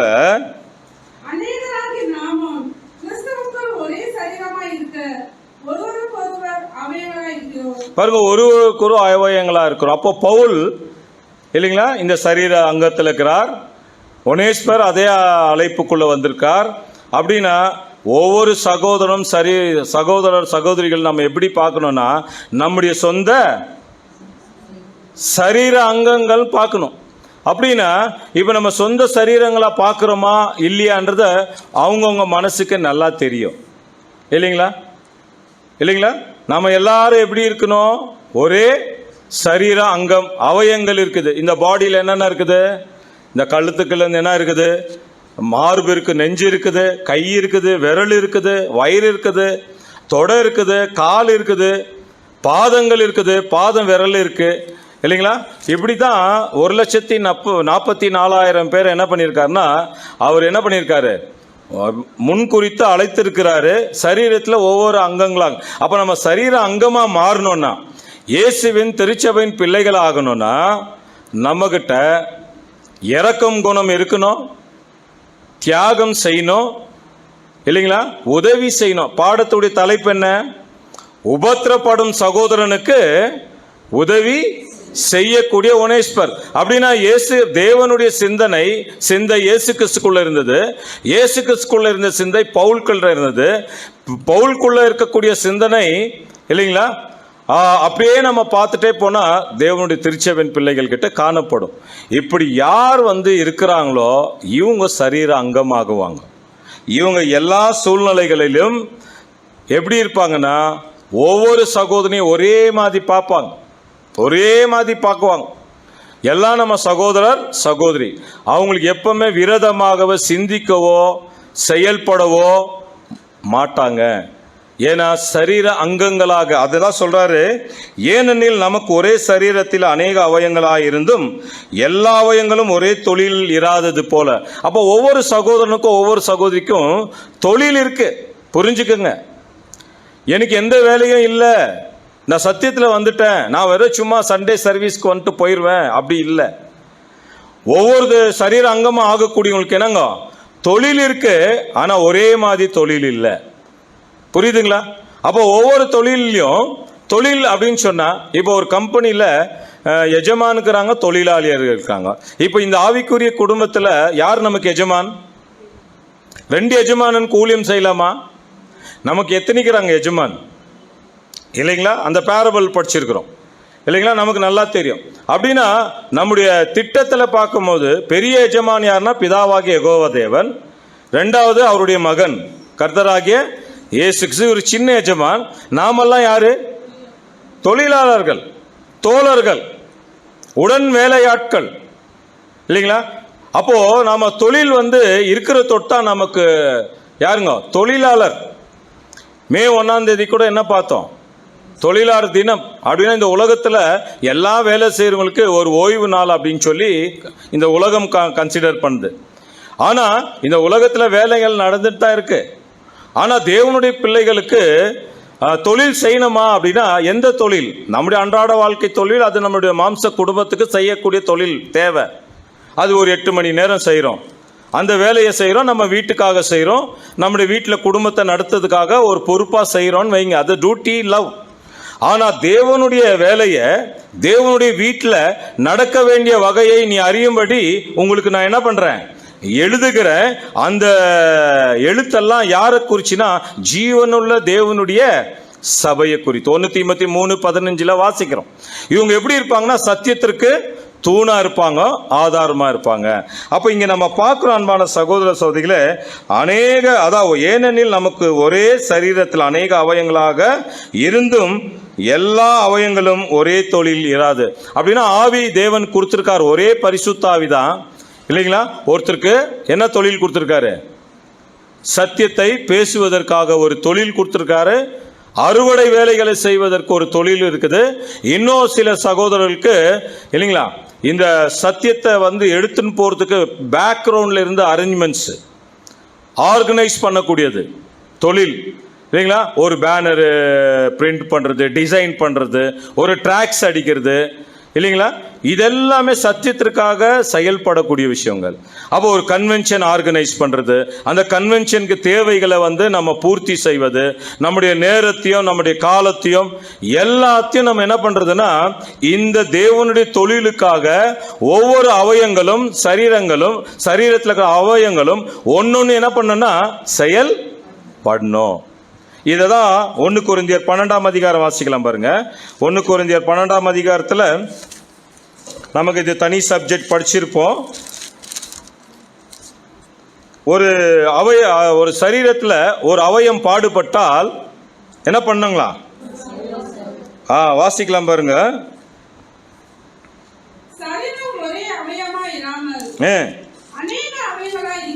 எந்த வசனம் வாசிக்கிறீங்க? 12:14 வாசிங்க.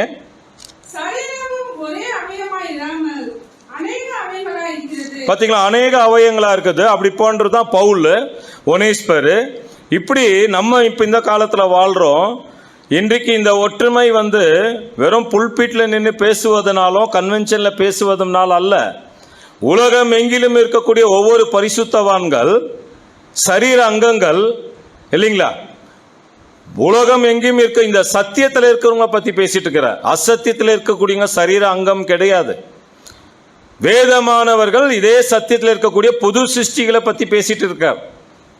அப்போ உலகம் எங்கிலும் இருக்கக்கூடிய பரிசுத்தவான்கள் ஒரே சரீரமாக அழைக்கப்பட்டிருக்காங்கன்ற மனசு நம்ம கிட்ட இருக்கணும். ஃபர்ஸ்ட் நம்ம கிட்ட இருக்கணும். இது என்னுடைய ஐக்கியம், அது அவங்களுடைய ஐக்கியம் அப்படின்ற எண்ணமே வருதுனால தான் ஒரு சகோதரனுக்கு இன்னொரு சகோதரன் உதவி செய்யறதில்ல. ஒரு சகோதரிக்கு இன்னொரு சகோதரிக்கு உதவி செய்யறதில்ல. காரணம் இது யாருடைய ஸ்பிரிட்னா பாபிலோனுடைய ஸ்பிரிட். சிஎஸ்ஐ காரங்க என்ன பண்ணுவாங்க, ரோமன் கேத்தலிக் உதவி செய்ய மாட்டாங்க, ரோமன் கேத்தலிக்கு பெண்டகாஸ்ட்க்கு உதவி செய்ய மாட்டாங்க. ஏன்னா அது ஆர்கனைசேஷன்ஸ். ஏன்னா அவங்க சிஎஸ்ஐ காரங்களுக்கு தான் சிஎஸ்ஐ செய்வாங்க, ரோமன் கேத்தலிக் செய்வாங்க, ப்ராட்டஸ்டன்ஸ்க்கு செய்வாங்க, பெண்டகாஸ்ட்க்கு செய்வாங்க, ஜெகோவா விட்னஸ்க்கு செய்வாங்க. இது உலகத்தில் இருக்கிற ஒரு ஆர்கனைசேஷன்ஸ். அந்த விஷயத்தில் அவங்க ஒன்றா தான் இருக்கிறாங்க. ஆனால் இங்கே பேசுறது கிறிஸ்துவின் சபையை குறித்து பேசுது. சத்தியத்தை அறிந்தவர்கள் தான் அதிகமாக உலகம் எங்கிலும் இருக்கக்கூடிய பரிசுத்தவான் ஒரு சகோதரனாவது ஒரு சகோதரியாவது துன்பப்படும் பொழுது ஒனேஸ்பர் பாதி உதவி செய்யணும். அப்போ ஃபர்ஸ்ட் நம்ம இது எங்கிருந்து தொடரணும், நாம் இருக்கக்கூடிய லோக்கல் எக்லீஷியாலேருந்து தொடரணும். நம்ம லோக்கல் எக்லீஷியாவில் இருக்கிற சகோதர சகோதரிக்கு உதவி செய்யலைன்னா நம்ம மற்ற எக்லீஷியாவுக்கு எப்படி செய்ய முடியும்? யோசித்து பாருங்க. அப்போ அதாவது ஒனேஸ்பர் போறார், நேரத்தையும் காலத்தையும் பார்க்கறதில்ல. அப்போ தேவனுடைய பிள்ளைகள் எனக்கு டைம் இல்லைன்னே சொல்லக்கூடாது. ஒனேஸ்பர் என்ன பண்ணியிருக்காரு, நோ டைம் இல்லப்பா பவுல் எனக்கு சொன்னாரானா இல்லை, போறார். அதே மாதிரி தைரியமா போறார். அப்ப தேவனுடைய வேலைகளை தேவனுக்கு பயந்து தைரியமா தேவனுடைய வேலைகளை செய்யணும்னா ஒரு சகோதரனையாவது ஒரு சகோதரியாவது கஷ்டப்படும் பொழுது அவங்க சந்திக்கிறதுக்கு நாம கடந்து போனோம். அதே நேரத்தில் அநேக ஆறுதலான இளைப்பாற்றுதல் அவர் தந்தார் ஒனேஸ்பர்னா, அதே மாதிரி ஒவ்வொரு சகோதரன் சகோதரிகளுடைய தேவைகளை நம்ம சந்திக்கணும், கண்டுபிடிக்கணும். அப்படி கண்டுபிடிக்கும் போது தான் இங்க சொல்றார். தொடர்ந்து வாசிங்க சிஸ்டர். இல்லை அங்க கொரிந்தியர் வந்துருங்க, 1 கொரிந்தியர் 12ஆம் அதிகாரம். பாத்தீங்களா, ஒரே சரீரமா இல்ல, அநேக அவயங்களா இருக்கு. அப்படின்னா தேவன் இந்த சரீரத்துல ஒவ்வொரு அவயங்களையும் வச்சிருக்கிறான்ற ஒரு பயம் நம்ம கிட்ட இருக்கணும். எப்பவுமே நம்மளை பத்தி தான் சிந்திப்போம். நான் நல்லா இருக்கணும், நான் பண்ண உடன்படிக்கை தூரமா இருக்கும். அப்படி இல்லை, எனக்கு இல்லைனாலும் என்னுடைய சகோதரனுக்காக என் சகோதரிக்காக செய்யறவங்க தாங்க திருச்சபையின் பிள்ளைகளாக முடியும். நான் எனக்காகவே வாழ்ந்துட்டு நான் கிறிஸ்துக்காக வாழ்ந்தேன்னு சொன்னா அது அர்த்தமுள்ள வாழ்க்கையா? இல்லை இயேசு கிறிஸ்து அப்படி வாழ்ந்தாரா, பவுல் அப்படி வாழ்ந்தாரா, இல்லை இப்போ பார்க்குற ஒனேஸ்பர் அப்படி வாழ்ந்தாரானா? இல்லை. தனக்காக வாழ்ந்துட்டு நான் சபைக்காக வாழ்ந்தேன்னு சொன்னா அது யாரை ஏமாத்துறது? தேவனியும் இல்லை, இயேசு கிறிஸ்துவும் இல்லை, நம்மளை ஏமாத்திருப்போம். நம்ம ஏமாத்திக்குவோம். எப்போ பாரு நம்ம கஷ்டத்தை பத்தியே பேசிட்டு இருப்போம். ஒரு சகோதரனாவது ஒரு சகோதரியாவது கஷ்டப்படுறத பத்தி மனசுல வர்றதில்ல. எந்த அளவுக்கு நம்ம உதவி செய்யறோம் நம்முடைய சகோதரர்களுக்காக சகோதரிகளுக்காக. 10 வருஷத்துக்கு முன்னால இந்த சகோதரி எப்படி இருப்பாங்க தெரியுங்களா? ஒரு சகோதரன் ஹாஸ்பிட்டல் அட்மிட் ஆயிட்டாருன்னா 150 பேர் ஹாஸ்பிட்டல் இருந்திருக்கிறோம். 150 பேர் லீவ் போட்டுட்டு வந்திருக்கிற சகோதரன் இந்த பெங்களூர்ல 4 வருஷம் ஒரு சகோதரர் என்னங்க டயாலிசிஸ் பண்ணிட்டு இருந்திருக்கார். 1 கோடிக்கு மேல செலவா இருக்குது. அதுல 45 லட்சம் அந்த அவர் வேலை செய்யற கம்பெனி கொடுத்தது, 55 லட்சம் சபையானது. அதாவது முக்கியமாக நம்முடைய பெங்களூர்ல இருக்கக்கூடிய சகோதர சகோதரிகள் என்ன பண்ணியிருக்காங்கன்னா தங்களுடைய நேரத்தையும் காலத்தையும் வசதிகளையும் பார்க்காம சகோதரருக்கு ஒண்ணுன்னா உயிர் கொடுக்க வந்தவங்க. இப்ப இருக்கக்கூடிய உயிர் எடுக்கக்கூடியவங்களா இருப்பாங்க சில பேர். அதனால எதுக்கு இதெல்லாம் நம்ம பார்க்கிறோம்னா, சும்மா இந்த சரீர அங்கத்துல நாம ஒருத்தர் அங்கமா ஆகுறதுல அப்படின்னு இருந்தோம்னா இதெல்லாம் நம்ம செய்யாம இருக்கலாம். ஆனா நம்ம சரீர அங்கமா ஆகணும், இயேசு கிறிஸ்துவுக்கு மனவாட்டி ஆகணும்னா 4,44,000 பேர்ல ஒருவனாக மாறணும்னா, தேவனுடைய பிள்ளை ஆகணும்னா நாம் தியாகங்கள் செய்யணும். ஏன்னா இயேசு கிறிஸ்து நமக்கு செஞ்ச தியாகத்துக்கு முன்னால நாம செய்யற தியாகம் ஒண்ணுமே கிடையாது, இல்லைங்களா? நம்ம சொல்றோம் வாயில, இயேசு எனக்காக செஞ்சார், எனக்காக மரித்தார். நாம் என்ன பண்ணோம்? மற்றவங்களுக்காக. இவைகளை தான் உணரக்கூடியவர்களா இருக்கிறோம் தேவனுடைய பிள்ளைகள். அப்படின்னா நம்முடைய ஒவ்வொரு நாட்களும் தேவனுக்கு என்ன செஞ்சேன், தேவனுக்குன்னா அவர் பிச்சைக்கார் கிடையாது. நம்ம தேவனுடைய பிள்ளைகளுக்கு என்ன செஞ்சோன்றதான் தேவன் பார்க்கிறார். அப்போ ஒனேஸ்வர் செஞ்சார், அநேக தரம் இளைப்பாற்றினார். ஆறுதலான வார்த்தைகள், அவரை சந்திக்கிறது, கஷ்டத்தில் இருக்கும்போது இல்லைங்களா, பலவிதமான பாவத்தில் மூழ்கி இருக்கும்போது ஆறுதலான இல்லைங்களா பரிசுத்தமுள்ள வார்த்தைகளை பேசுறது, இதற்காக நேரத்தையும் காலத்தையும் நம்முடைய வசதி வாய்ப்புகள் எல்லாம் செலவு செய்யறது, இதுதாங்க சரீராங்கம். அப்போ நமக்குள்ள ஒனேஸ்வர் இருக்கிறாரா அப்படின்றதுதான் தேவன் என்ன பண்றார், இந்த பாடத்துல நமக்கு சுட்டி காட்டுறார். பாருங்க, வாசிக்கலாம் தொடர்ந்து அந்த வசனம். பாருங்க, காலானது நான் கையாயிராதபடியினாலே. அப்படி யாராவது நினைக்கலாமானா நினைக்க கூடாது. ஏன்னா சரீரத்துல இல்லைங்களா, என் மனசு தலை என்ன சிந்திக்குது, இந்த சரீரத்துல என்ன இருக்குது, ஹார்ட் இருக்குது. அது என்னுடைய ஹார்ட் தான் சிந்தை, அதுதான் இயேசு கிறிஸ்துவுடைய சிந்தை. அப்போ கால் இருக்குது, இந்த தலை என்ன சிந்திக்குதுன்னா அது என்னுடைய கால் தான் சிந்திக்குது. இந்த கை, இது என்னுடைய கை அப்படின்னு சிந்திக்குது. அப்படிதான் நாம இயேசு கிறிஸ்துக்குள்ள இந்த சிந்தை நம்ம கிட்ட இருக்கணும். அப்படின்னா காலை பார்த்து எனக்கு கால் வேண்டாம் கை சொல்லக்கூடாது, கையை பார்த்து கால் வேண்டான்னு என்ன பண்ணக்கூடாது, சொல்லக்கூடாது. அப்போ உடனே வெரலுக்கு அடிப்படுது. எது கமாண்ட் பண்ணுது? இருதயம் என்னும் சிந்தை. இருதயமும் சிந்தையும் ரெண்டு செயல்படுது. இருதயம் என்னும் சிந்தை என்ன சொல்லுது, கையை யூஸ் பண்ணுது. என்னங்க, உடனே கட்டு போடுறதுக்கு, காயம் கட்டுவதற்கு மருந்து போடுது. அதே மாதிரி தாங்க ஒரு சகோதரனாவது ஒரு சகோதரியாவது கஷ்டப்படும் பொழுது, ஐயோ அவங்க எங்கன்னா இருக்கட்டும் விடுங்க, நமக்கு என்ன, சபைக்கு போனோமா வந்தோமா, எங்க குடும்பத்தை மாத்த நம்ம பார்த்துக்கலாம், என்னுடைய அப்பாவை என்னுடைய அம்மாவை என்னுடைய கூட பிறந்தவங்களை பார்த்துக்கலாம். அதுக்கு மேலங்க சபை, அதுக்கு மேல சிந்திக்கிறவங்க தான் திருச்சபையின் பிள்ளைகள். அப்போ சொல்றார், தொடர்ந்து வாசிக்கலாம். அப்படி சரீரத்தில் அவயமா இராதோ,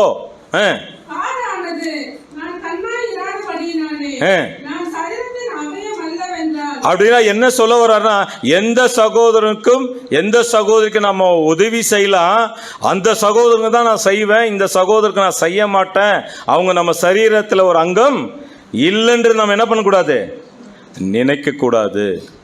ஏன்னா இப்படி எல்லாம் நினைச்சவங்களுக்காகத்தான் தேவன் அன்னைக்கு எழுதியிருக்கிறார் கொரிந்தியர் சபையில. இந்த மாதிரி சிந்தனைகள்லாம் இருந்திருக்கிறதோட தான் இதெல்லாம் எழுதுறார். தொடர்ந்து வாசிங்க.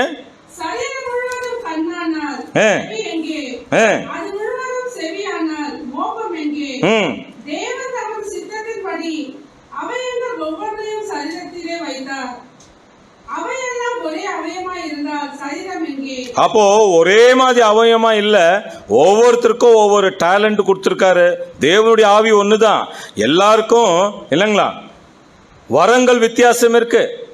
அந்த வரங்களை நாம வாங்கி இருக்கிறோம், அந்த வரங்களே இல்லாதவங்க தான் எந்த வேலையும் செய்ய மாட்டாங்க. அப்போ வரங்கள் வாங்கணுங்க, பரிசுத்த ஆவியை வாங்கணுங்க, என்ன பண்ணிட்டு இருப்பாங்களா, தொடர்ந்து சபையில தேவனுடைய வேலைகளை செஞ்சுட்டே இருப்பாங்க. எந்த சகோதரனும் சகோதரிகளும் என்ன பண்ண மாட்டாங்க தெரியுங்களா, ஒரு சகோதரனையும் சகோதரியை விட்டு பிரிஞ்சு போக மாட்டாங்க. எவ்வளோ கஷ்டம் துன்பம் இருந்தாலும் கடைசி வரைக்கும் அந்த சகோதர சகோதரிகள் சத்தியத்தை நன்றாக புரிந்து, இது என்னுடைய சரீர அங்கம், இது சரீர அவயம் இருப்பாங்க. சத்தியத்தை நன்றாக தெரியாதவர்கள் தான், புரிந்து கொள்ளாதவர்கள் தான், சகோதரர்களை மதிக்காதவர்கள் தான், சகோதரிகளை மதிக்காதவங்க தான் இந்த சத்தியத்துக்கு மாறுபாடான கிரியைகளை செய்வாங்க. அதனால சொல்றாரு, வாசிக்கல தொடர்ந்து. பாருங்க, அநேக அவயங்கள் உலகமெங்கிலும் 2000 வருடங்களாக தேவனுடைய சரீர அங்கத்தில் இறைக்கிறதுக்கு இந்த கடைசி காலத்தில் இப்போ வாழ்ந்து கொண்டிருக்கக்கூடிய சுவிசேஷ யுகத்தில் முக்கியமாக தேவன் என்ன பண்ணிட்டு இருக்காருங்க, நமக்கு இவ்வளவு விஷயங்களை சொல்லிட்டு வர்றாரு.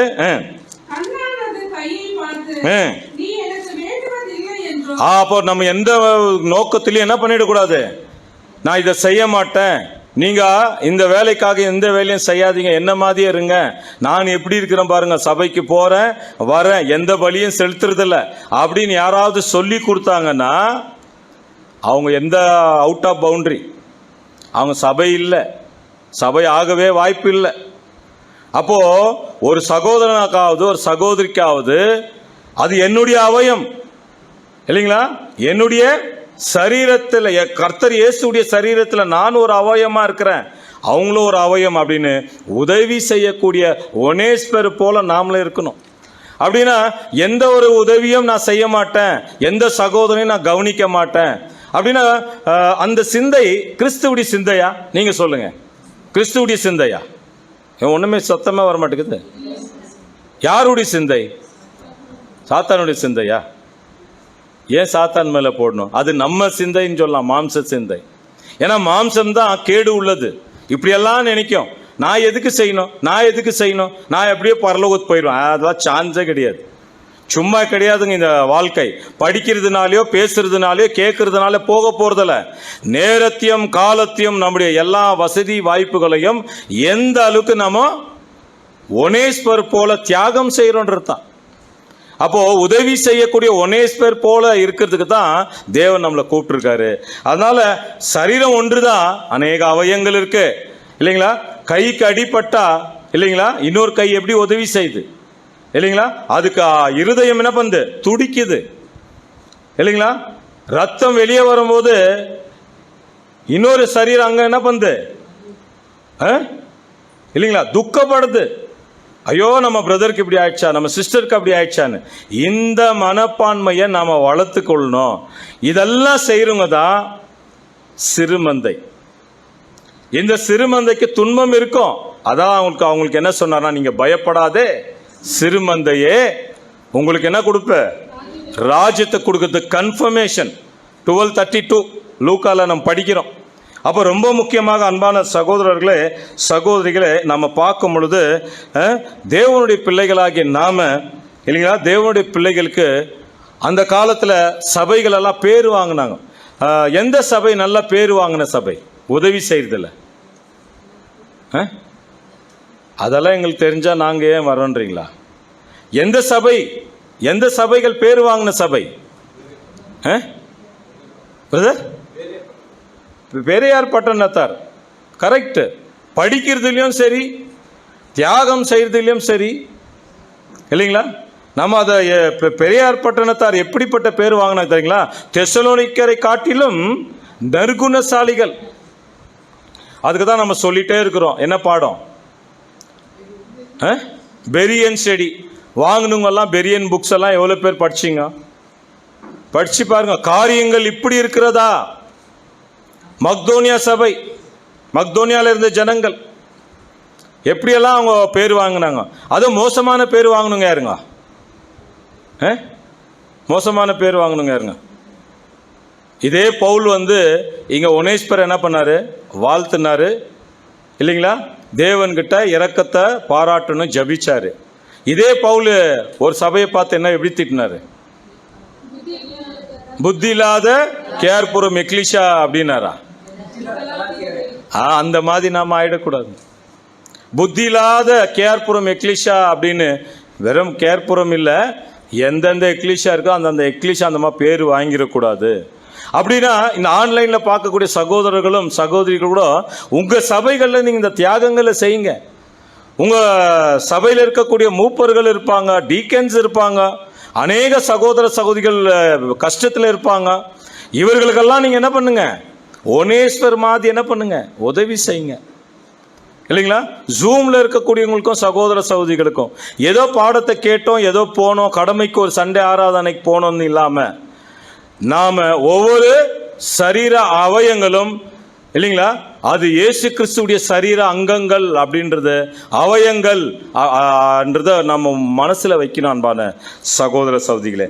அப்போ இங்க நமக்கு இல்லைங்களா, நேரத்தையும் காலத்தையும் தைரியமாக இல்லைங்களா பவுலுக்கு ஒனேஸ்வர் செய்தது போல நாமளும் என்ன பண்ணியாகணும், ஒரு சகோதரனுக்காவது ஒரு சகோதரிக்காவது உதவி செய்யலாம். இப்ப சொல்லுங்க, நம்முடைய சகோதர சகோதரிக்கு இன்னும் எப்படியெல்லாம் உதவி செய்யலாம்? இப்போ நம்ம இந்த காலகட்டத்தில் எப்படியெல்லாம் செய்யலாம்? இப்போ ஒன்று சொன்னீங்க, சத்தியத்தை சொல்கிறோம். தனிப்பட்ட முறையில் சத்தியம் சொல்கிறீங்களா? யாருக்குண்ணா சொல்லிக்கிறீங்களா? அதை பற்றி தான் மனசுலேயே வர மாட்டேங்குது. சொல்லி இருக்கிறவங்க சொல்லினே இருப்பாங்க, சொல்லாதுங்க சொல்லுங்க. சொல்லுங்க. இப்போ கூட நம்ம ஃபாலோ அப் கிளாஸ் ஆகிட்டு இருக்குது. சொல்லாதுங்க. யாராவது ஒருத்தர் என்ன பண்ணுங்க, சாட்டர்டேஸில் கொண்டு வாங்க. இப்போ ஆல்ரெடி கிட்டத்தட்ட 80 பேர் என்ன பண்ணிட்டு இருக்காங்க, பேசிக் கிளாஸ் வந்துட்டு இருக்காங்க சாட்டர்டேஸில், இல்லைங்களா? இன்னும் ஒருத்தரை நீங்கள் என்ன பண்ணுங்க, சத்தியம் சொல்லி கூப்பிட்டுவாங்க. ஏன் சத்தியம் சொல்கிறோன்னு சொல்லுங்க. சத்தியத்தில் இல்லாதவங்க வெளியே போகிறவங்களுக்கு ரீப்ளேஸ்மெண்ட் தான், அது நமக்கு தெரிஞ்ச விஷயம்.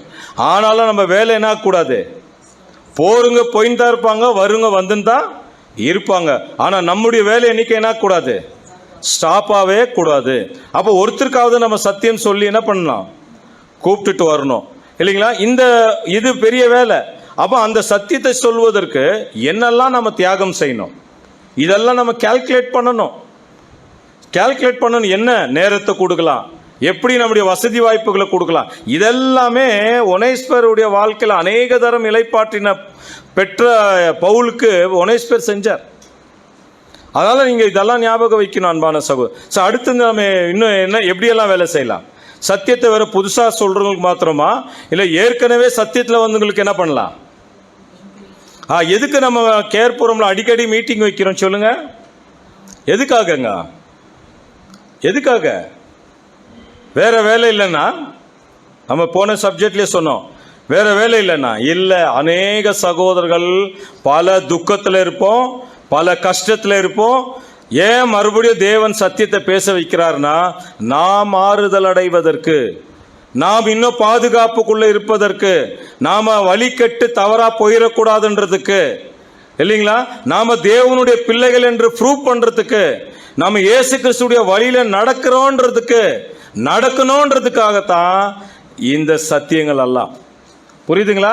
ஏன் லீவ் டைம்லாம் நம்ம மீட்டிங் வச்சாலும் வருது கண்டுக்கிறதுல சில பேருக்கெல்லாம் அதை பற்றி கவலை இல்லை. ஏன் கவலை இல்லைன்னா, அவங்க மற்றவங்க சரீர அங்கங்களாக பாவிக்கிறதில்ல. நாம் சரீரம்னா நம்முடைய ப்ரெசன்ஸ் எல்லா நேரத்துலையும் இருக்கணும். அதுக்காக தாங்க மீட்டிங்கு. எனக்காக தான் தேவன் ஆயத்தம் பண்ணுறார். நான் வழி விலகி போயிடக்கூடாது, நான் துக்கத்தில் என்ன ஆகிடக்கூடாது, சோர்ந்து போயிடக்கூடாது, நான் தேவனை விட்டு போயிடக்கூடாது, நான் தேவனுடைய ஆசீர்வாதத்தை இழந்துடக்கூடாதுன்றதுக்காகத்தான் உலகம் எங்கிலும் அப்பப்போ சகோதரர்கள் பண்ணக்கூடிய ஒவ்வொரு மீட்டிங்ஸ் என்னங்க, அவங்களுக்கெல்லாம் வேலை வெட்டி இல்லையா? ஒவ்வொரு 3 நாள் கன்வென்ஷன், இல்லைங்களா, 6 நாள் கன்வென்ஷன், இன்டர்நேஷனல் கன்வென்ஷன் எதுக்கு பண்றாங்க அப்படின்னா, ஒவ்வொரு ஆத்மாவும் ஆறுதல் அடைவதற்கு, இளைப்பாறுதல். துக்கம் நிறைந்தவராக இருக்கக்கூடியவங்களுக்கு தேவனுடைய வாக்கு தத்தங்கள், இல்லைங்களா, ஒரு ஆசீர்வாதமாக, ஒரு சமாதானத்துக்குரியதாக இருக்குது. இதற்காக தேவனுடைய பிள்ளைகள் நாம ஒவ்வொரு கன்வென்ஷனுக்காக நாம் எப்படி தியாகம் செய்கிறோம், இல்லைங்களா? எப்படி ஒவ்வொரு மீட்டிங் நடக்குது, எப்படி தேவன் இதெல்லாம் நடத்துறார். ஒவ்வொரு சகோதரிங்க நின்று பேசுறாங்களே ஒவ்வொரு மீட்டிங்லையும், விதவிதமான சகோதரர்களை கொண்டு வரார் தேவன். எப்படி? அவங்களுக்கெல்லாம் வேற வேட்டி இல்லையா? குடும்பத்தை விட்டுட்டு வராங்க, டிராவல் பண்ணி வராங்க. எதற்காகனா நாம நல்லா இருக்கிறதுக்கு. அப்படிதாங்க உலகம் எங்கிலும் இருக்கக்கூடிய ஒவ்வொரு எக்லீஷாவும் தியாகம் செய்யக்கூடியவர்கள். ஒனேஸ்பர் எப்படி அநேக தரம் பவுல் இளைப்பாற்றினாரோ, தேவன் தன்னுடைய குமாரனை கொன்றும் தன்னுடைய பக்தர்களை கொண்டு வேதத்தில் எழுதின கதாபாத்திரங்களை வைத்து தேவன் நம்மளை ஒவ்வொரு நாளும் இளைப்பாற்றி கொண்டே இருக்கிறார். ஒவ்வொரு நாளும் இளைப்பாற்றி கொண்டிருக்கிறார். இவைகளை உணர்ந்த பிள்ளைகளாக நாம இருக்கணும். இவைகளை உணராதவர்கள் தேவனுடைய வார்த்தைகளை கேட்க மாட்டார்கள். இவைகளை உணராதவர்கள் தேவனுடைய பிள்ளைகளாக இருக்க விரும்ப மாட்டார்கள். இவைகளை உணராதவர்கள் தேவனுடைய வேலைகளை செய்ய மாட்டார்கள். அவங்களுக்கு சொந்த சித்தம், சொந்தம் செயல் தான் முக்கியமாக இருக்கும். அதனால தான் சொல்கிறாரு அன்பான சகோதர சகோதரி, மறுபடியும் வாசிக்கல பாருங்க. 2 தீமோத்தி 1:18 வாசிங்க. 2 தீமோத்தி 1:18. நாம கூட இரக்கத்தை கண்டடையும்படிக்கு அனுகிரகம் செய்வாராக. நாம கூட இரக்கம் பெறணும்னா நாம இரக்கம் செய்யணும். அப்போ நம்ம அனுகிரகம் வாங்கணும் தேவன் கிட்ட. நாம ஆல்ரெடி நம்ம தேவனுக்காக எதுவும் செய்யறதில்ல. அப்படி இருந்தாலும் தேவன் இரக்கம் பாராட்டிட்டாக்குறாரு சொல்லுவாங்க உலகத்துல, இல்லைங்களா? வீட்டில் அப்பா அம்மாங்க சொல்லுவாங்க, என்ன சொல்லுவாங்க தெரியுங்களா? ஒரு ஊதாரியா ஒரு பையன் இருக்கிறான்னு வைங்க, ஒருத்தர் நல்ல வேலை செய்கிறான், வீட்டுக்கு பொறுப்பாக இருக்கானா, என்ன சொல்வீங்க? அப்பா அம்மாவுக்கு நீங்கள் என்ன செய்வீங்க? சொல்வீங்க என்ன சொல்வீங்க? 2 பேர் இருக்கிறாங்க. ஒரு அப்பா அம்மா கிட்ட ஒருத்தர் ஊதாரியாக இருக்கிறான், பொறுப்பே இல்லாதக்கிறான், ஒருத்தர் பொறுப்பாக இருக்கிறான், பல வேலைகளை சார். என்ன சொல்வீங்க? என்ன சொல்லுவாங்க அப்பா அம்மா? நீங்கள் கூட அப்பா அம்மா ஸ்தானத்தில் இருக்கிறவங்க சொல்லுங்க. அப்பா சொல்லுப்பா, அம்மா சொல்லுங்க. என்ன சொல்லுவாங்க? ஐயோ, நீங்கள் ஒன்றுமே சொல்கிறது இல்லை மாதிரி பேசுறீங்க, வீட்டில் நல்லா பேசுகிறீங்க. சொல்லுங்கள் சிஸ்டர்ஸ்.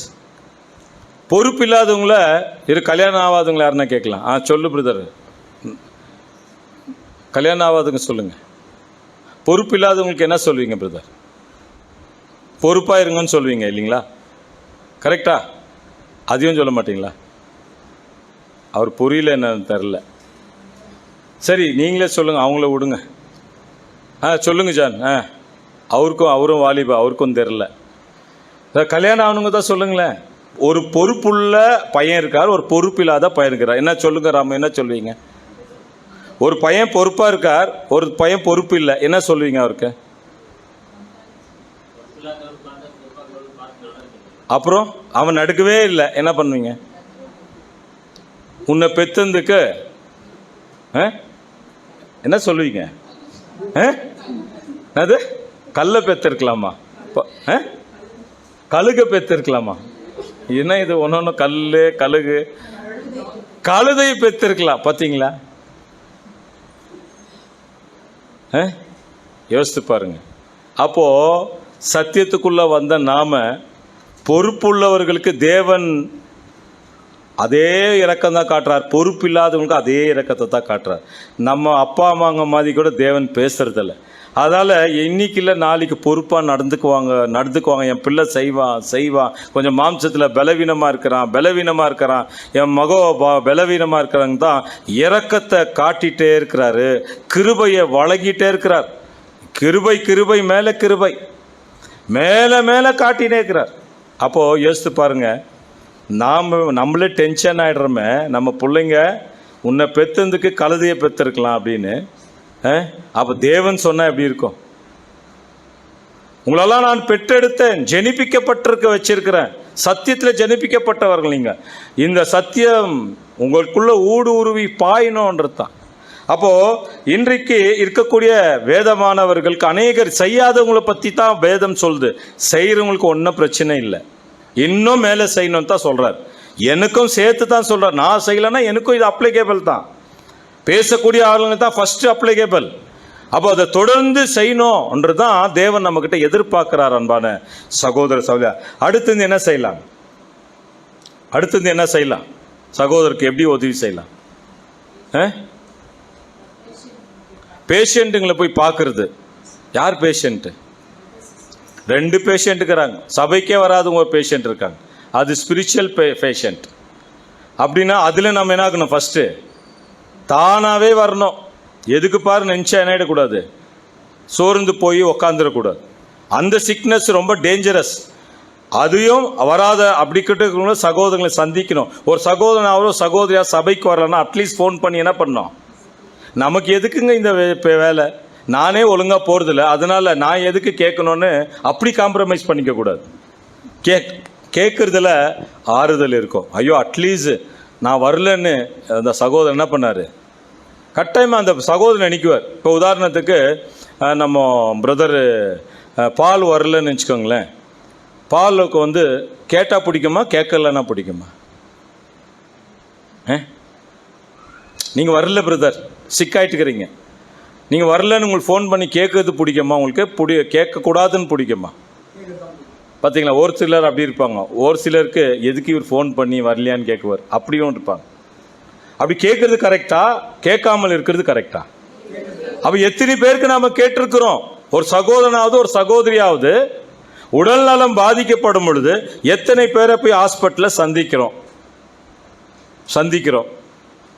ஆனால் இன்றைக்கு நீங்கள் பார்த்தீங்கன்னா இதெல்லாம் தேவனுடைய பிள்ளைகள் தான் உதவி செய்யணும். பவுலுக்கு ஒனேஸ்பர் செஞ்ச மாதிரி ஒரு சைடில் கேரக்டர் பவுலாகவும் இருக்கணும், இன்னொரு கேரக்டர் ஒனேஸ்பராகவும் இருக்கணும்.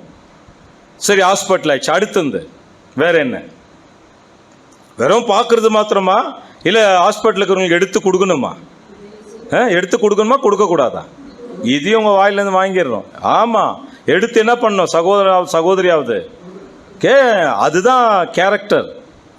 தெரியாத அவங்களுடைய சூழ்நிலைகள் என்ன, அடுத்தது என்ன செய்யலாம், என்ன உதவி செய்யலாம் சொல்லுங்க.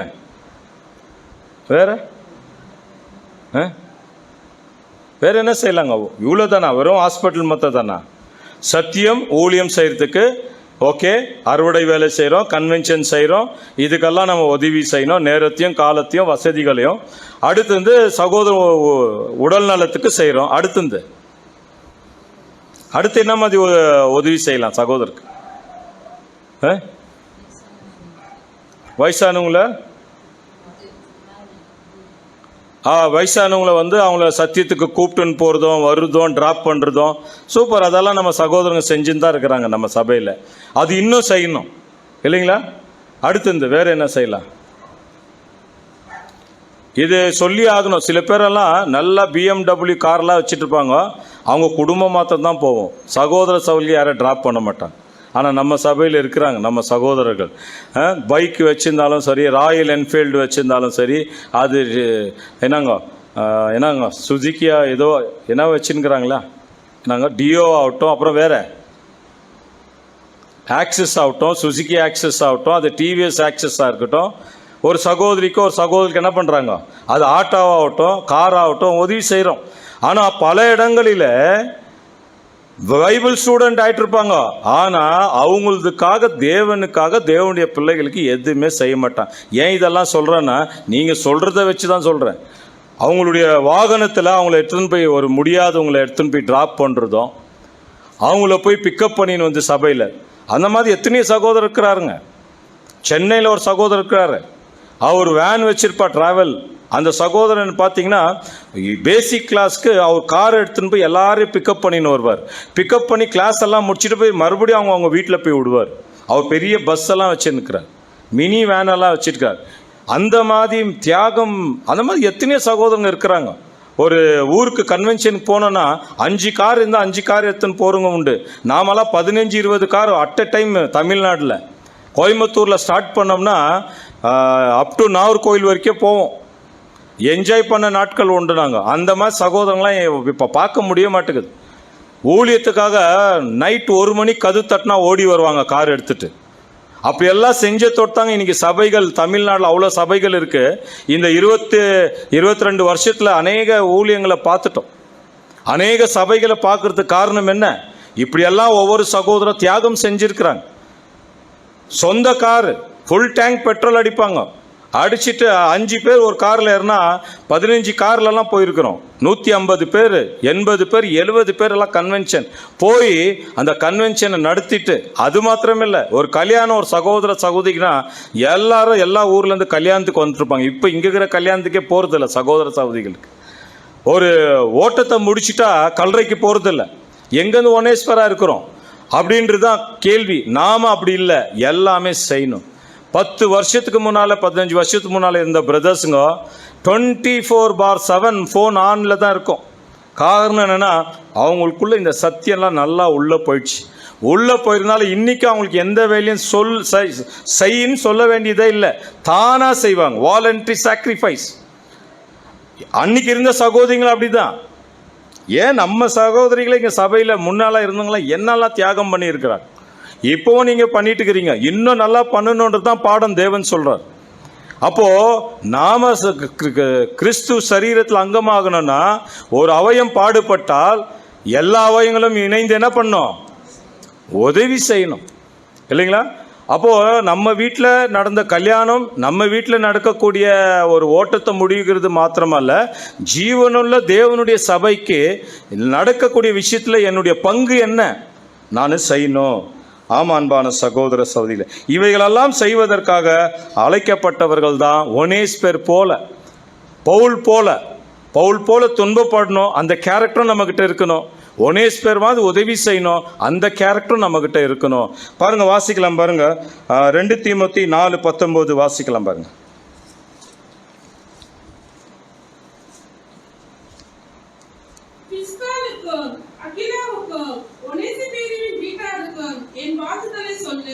பார்த்தீங்களா, அங்க 3 பேர், அதுல ஒனேஸ்பர் பேர் வருது.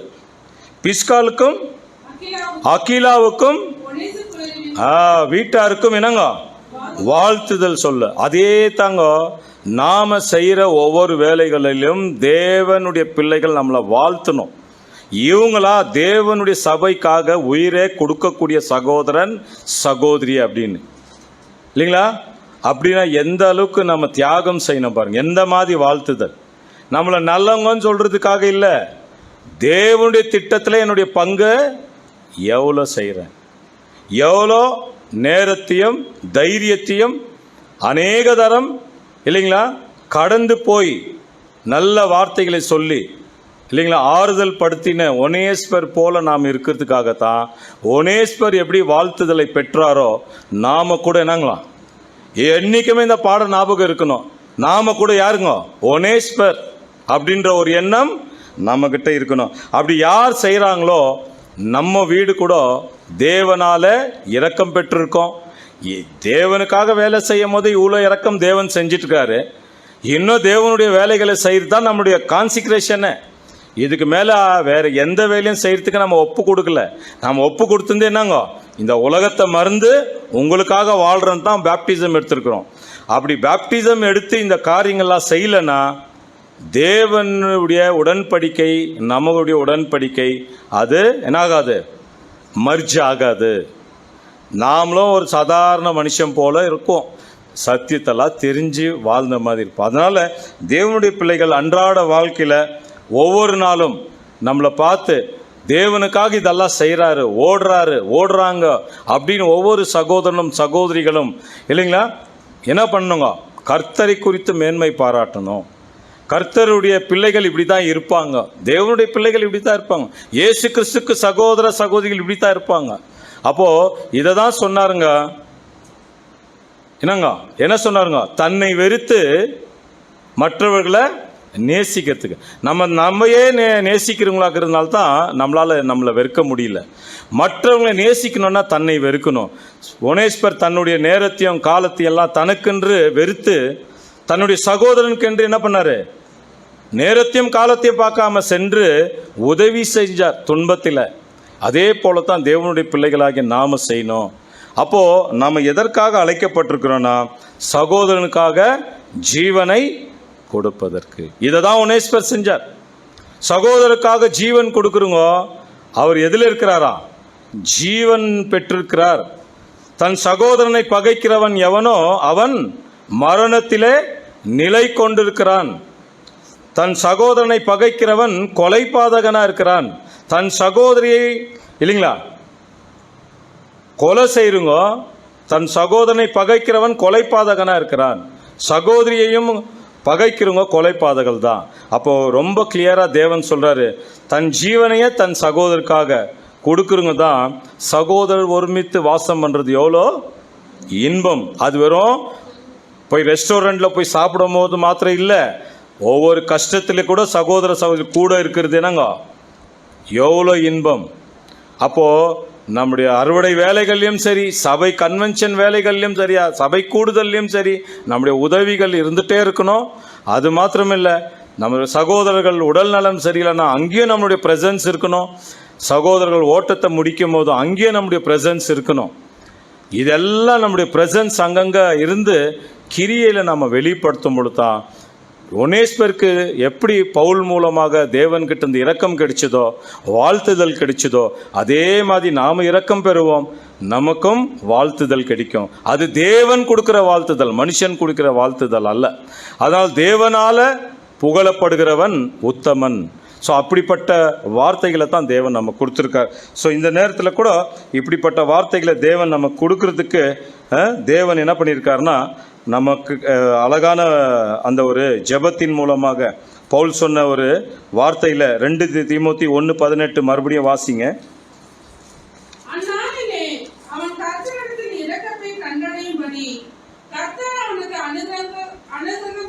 ஸோ நமக்கும் கர்த்தர் அனுகிரகம் செய்யணும். ஒவ்வொரு நாளும் வாங்கின்கிற இரக்கம் இல்லைங்களா, நம்ம ஒன்றும் பண்ண முடியாது இந்த உலகத்தில், புரியுதுங்களா? நாம் ஒன்றுமே கிடையாது இந்த உலகத்தில். We are zero. தேவனுடைய கிருபையில் நம்ம வாழ்க்கை ஓடிட்டு இருக்குது. தேவனுடைய இரக்கத்தில் வாழ்க்கை ஓடிட்டு இருக்குது. ஒவ்வொரு நாளும் தேவனுடைய பிள்ளைகள் எப்படி நம்ம சிந்திக்கணும்? Today is my last day. இன்னைக்கு என்னுடைய கடைசி நாள். நாளைக்கு நம்முடைய நாள் தொடங்குமா என்னன்னு? ஏன்னா தேவன் நம்ம மேலே என்ன பண்ணிட்டு இருக்காரு? இரக்கம் காட்டிட்டு இருக்கார். ஸோ அந்த மாதிரி ஒரு மனசில் தான் நம்ம வாழணும். அப்போ கடைசியாக நம்ம பார்க்குறோம், கட்டப்பட்டவர்களை போல அவர்களை நினைத்து கொள்ளுங்கள். சரீரத்துக்கென்று அழைக்கப்பட்டவர்களையும் நீங்கள் என்னங்க நினைத்து கொள்ளுங்கள். சத்தியத்திற்காக பலவிதமான துன்பங்களையும் இல்லைங்களா கஷ்டங்களையும் படக்கூடிய சகோதரர்களையும் தீங்கு அனுபவிக்கிறவங்களையும் நீங்கள் என்ன பண்ணுங்க? நினைத்து கொள்ளுங்கள்னா வேற நினைக்கிறது இல்லை, நினைச்சதை பை ஸ்பீக்கிங் அண்டு ஆக்ஷனில் என்ன பண்ணுமா செய்யணுன்றது தான். அப்போ இதற்காகத்தான் நம்ம அழைக்கப்பட்டிருக்கிறோம். இப்படிப்பட்ட அழைப்பை பெற்ற நாங்கள் செய்து தேவனிடத்தில் சென்று சேர தேவன் தாமே நம் அனைவரையும் ஆசீர்வதித்து வழி நடத்துவாராக.